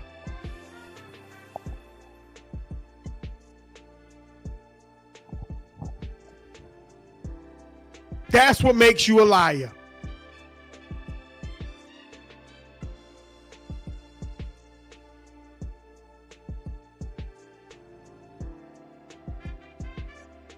Proverbs 12:19. Let's get into a couple of scriptures, and the floor is open. If anybody wants to come up and talk, I'm letting you up now. Proverbs 12:19.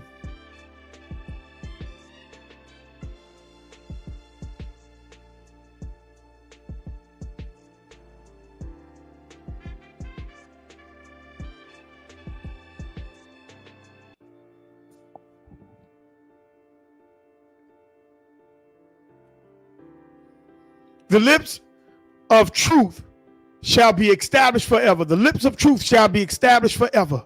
The lips of truth shall be established forever. But a lying tongue is but for a moment. What people gonna remember you by? How your father gonna remember you? Did you tell the truth when it was time for you to tell the truth? Or did you just live for that moment? Which means a lie.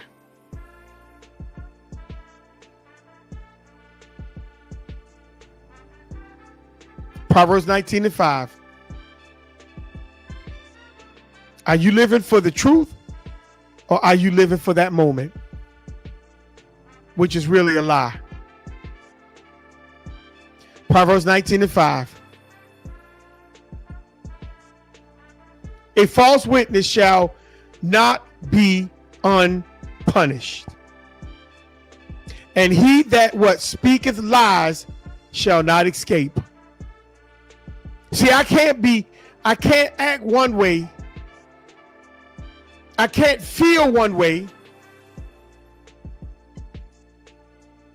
but I really feel and think this way. You're not going to go unpunished. You're not going to go unpunished. We're talking about the house. Our houses are being punished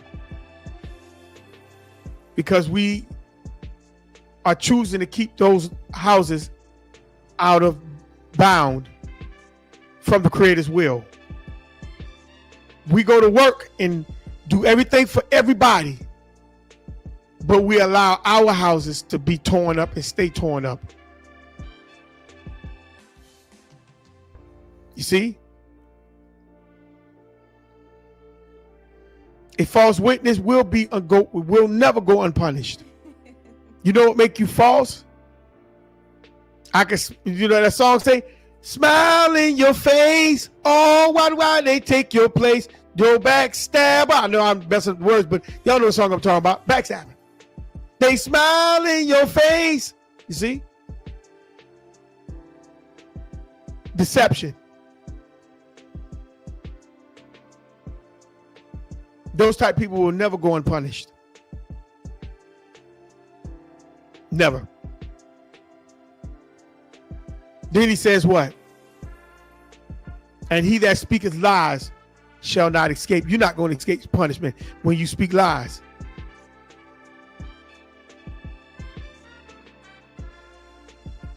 When you speak lies, you're not going to go unpunished.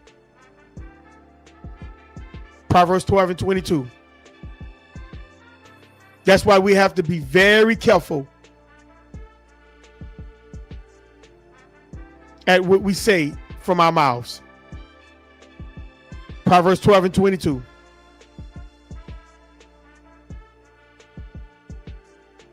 Lying lips are an abomination to the Creator. The Creator don't like deception. The Creator don't like deception. A lie is just simply a deception.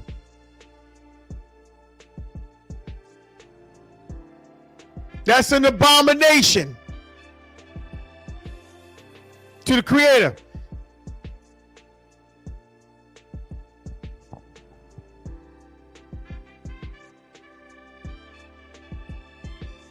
That's an abomination. But they that deal truly are his delight. See, this is what the Creator loves. When you deal in truth.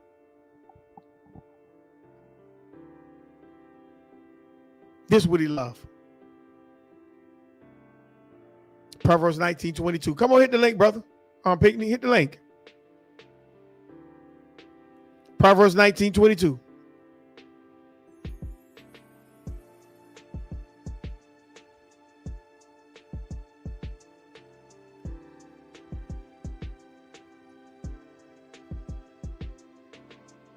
A desire of a man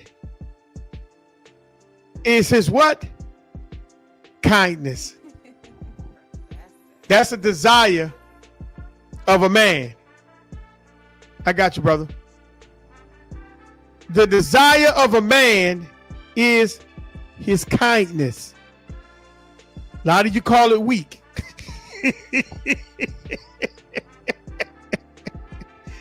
You see how that works? You call that weak, but that scripture, the desire of a man is his kindness. A man like to present, I'm talking about a righteous man. It's his kindness. See, we were taught how to be men. You got to beat your chest. You got to act tough. And you got to roar. You got to do all that. No, it's his kindness.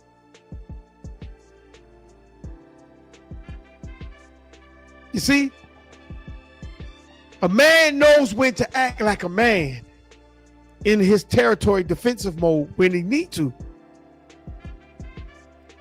But a man, the desire of a man is his kindness. He like to be laid back. He like to chill. He like his peace. He don't like to argue. He like to show and give. He like to make sure you got and have. You see how that work? It's his kindness. That's his desire for his house.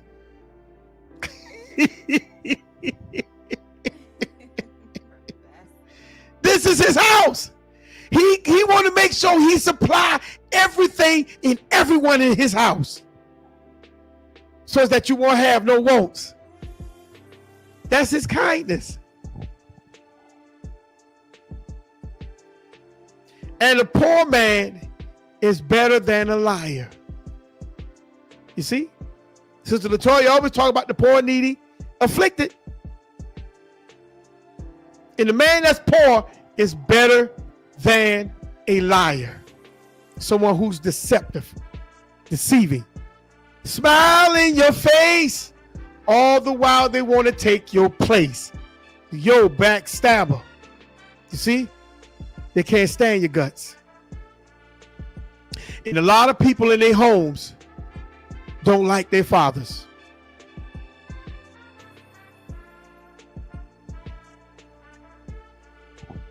You see? This is where we're going at. Because it's time for us to bring back the man. To be that leader, that righteous leader that he's supposed to be.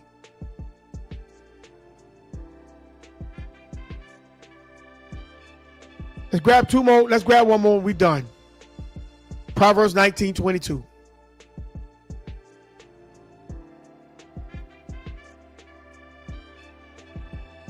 Excuse me, I already got that one.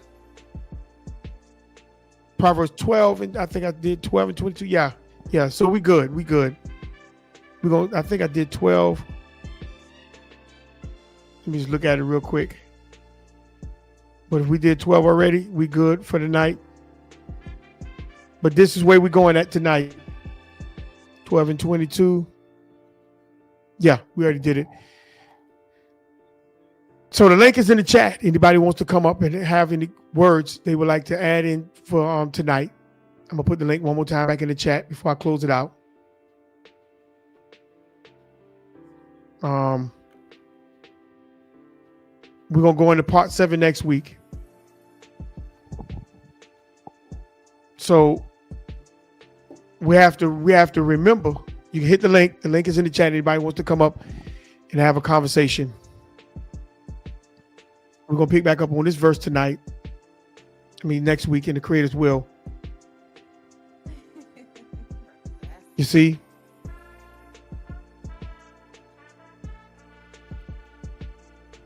You have to do it in both in deed and words.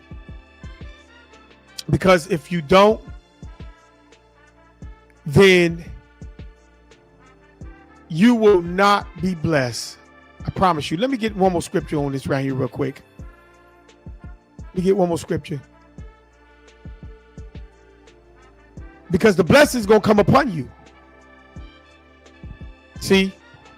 When you honor both your mother and father, both for words and deeds, you tell them the truth. And what is the deed? The deed is, once you tell them, you have to show them. And sometimes it's good where you just separate from your parents if they're not living the way it's supposed to be. You can't just continue to hang around your parents when you know your parents are wicked.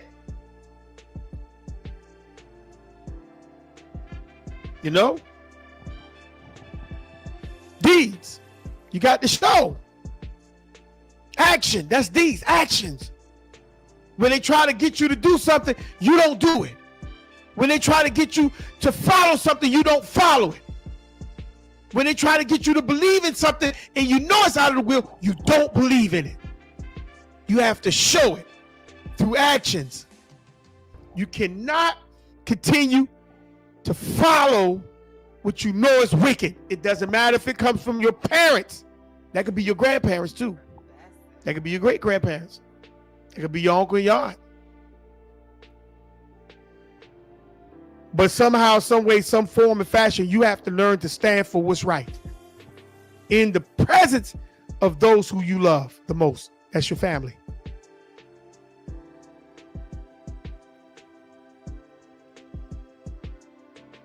And look at the verse 9. I'm going to end it right here, but I'm not going to go deep into it. But I'm going to end it right here. Verse 9 in Ecclesiastes 3 and 9. For the blessings of the father establishes the house of the children. I'm going to leave it right there. We're going to deep dive into this next week in the Creator's will. The blessings of the father. It didn't say the mother. It says the father establishes the house of the children. And the reason why, I'm going to get to that next week in the Creator's will. You see? The blessing has to come from the father. And we're going to get into that next week. The link is in the chat. Anybody wants to come and have the conversation with me, make sure that's when you come into the building, you press that like button, thumbs up or thumbs down. If you don't like what you hear, thumb down, thumb it down. Just give me something, show me something. Leave a conversation in the chat. And if you got any questions, you can leave it in the chat. I'll make sure I get back with you at the time in the timely convenience of my schedule. But family, we thank you, One God Project. It will be, I kind of delayed it for a minute because of situations and circumstances. But family, One God Project will be dropping by the end of this year. I promise. We finishing up the music. Hopefully in the next 2 months, 2.5 months. Hopefully in the Creator's will, that we're going to finish up the project, and we go hopefully going to finish up. We're going to be also getting ready to do another project after that with a major person. So stay tuned for that one as well. I don't want to give the surprise out, but that's what we're doing. We're getting ready to do some things. Also we're getting ready to also get some memorabilia up for some of the songs that we're going to have. So be looking out for that as well. And family, let's keep each other in prayer. Let's keep in contact with one another. The Bible says in Malachi 3:16, those that fear the Creator will speak often one to another. Make sure you call each other and tell each other that you thank God for them. And if anything that you can do for them to help them, ask for them and help them. You know, don't leave them out there to drown. You know, so let's pray for one another. Let's fast for each other, and let's make sure we can help each other build each other's house correctly. But make sure you have your house built first. So your house can be that example so others can see what the Creator's house of righteousness should look like. So family, in this point, we're going to digress. And I thank each one of you for coming in, for putting in the words in the chat. Shalom, shalom, Kayla, Jay, Daly. Thank you for joining me. Thank you for joining me. Shalom, shalom, happy Shabbat to you. Make sure you press that like button for me, please. Press that like button.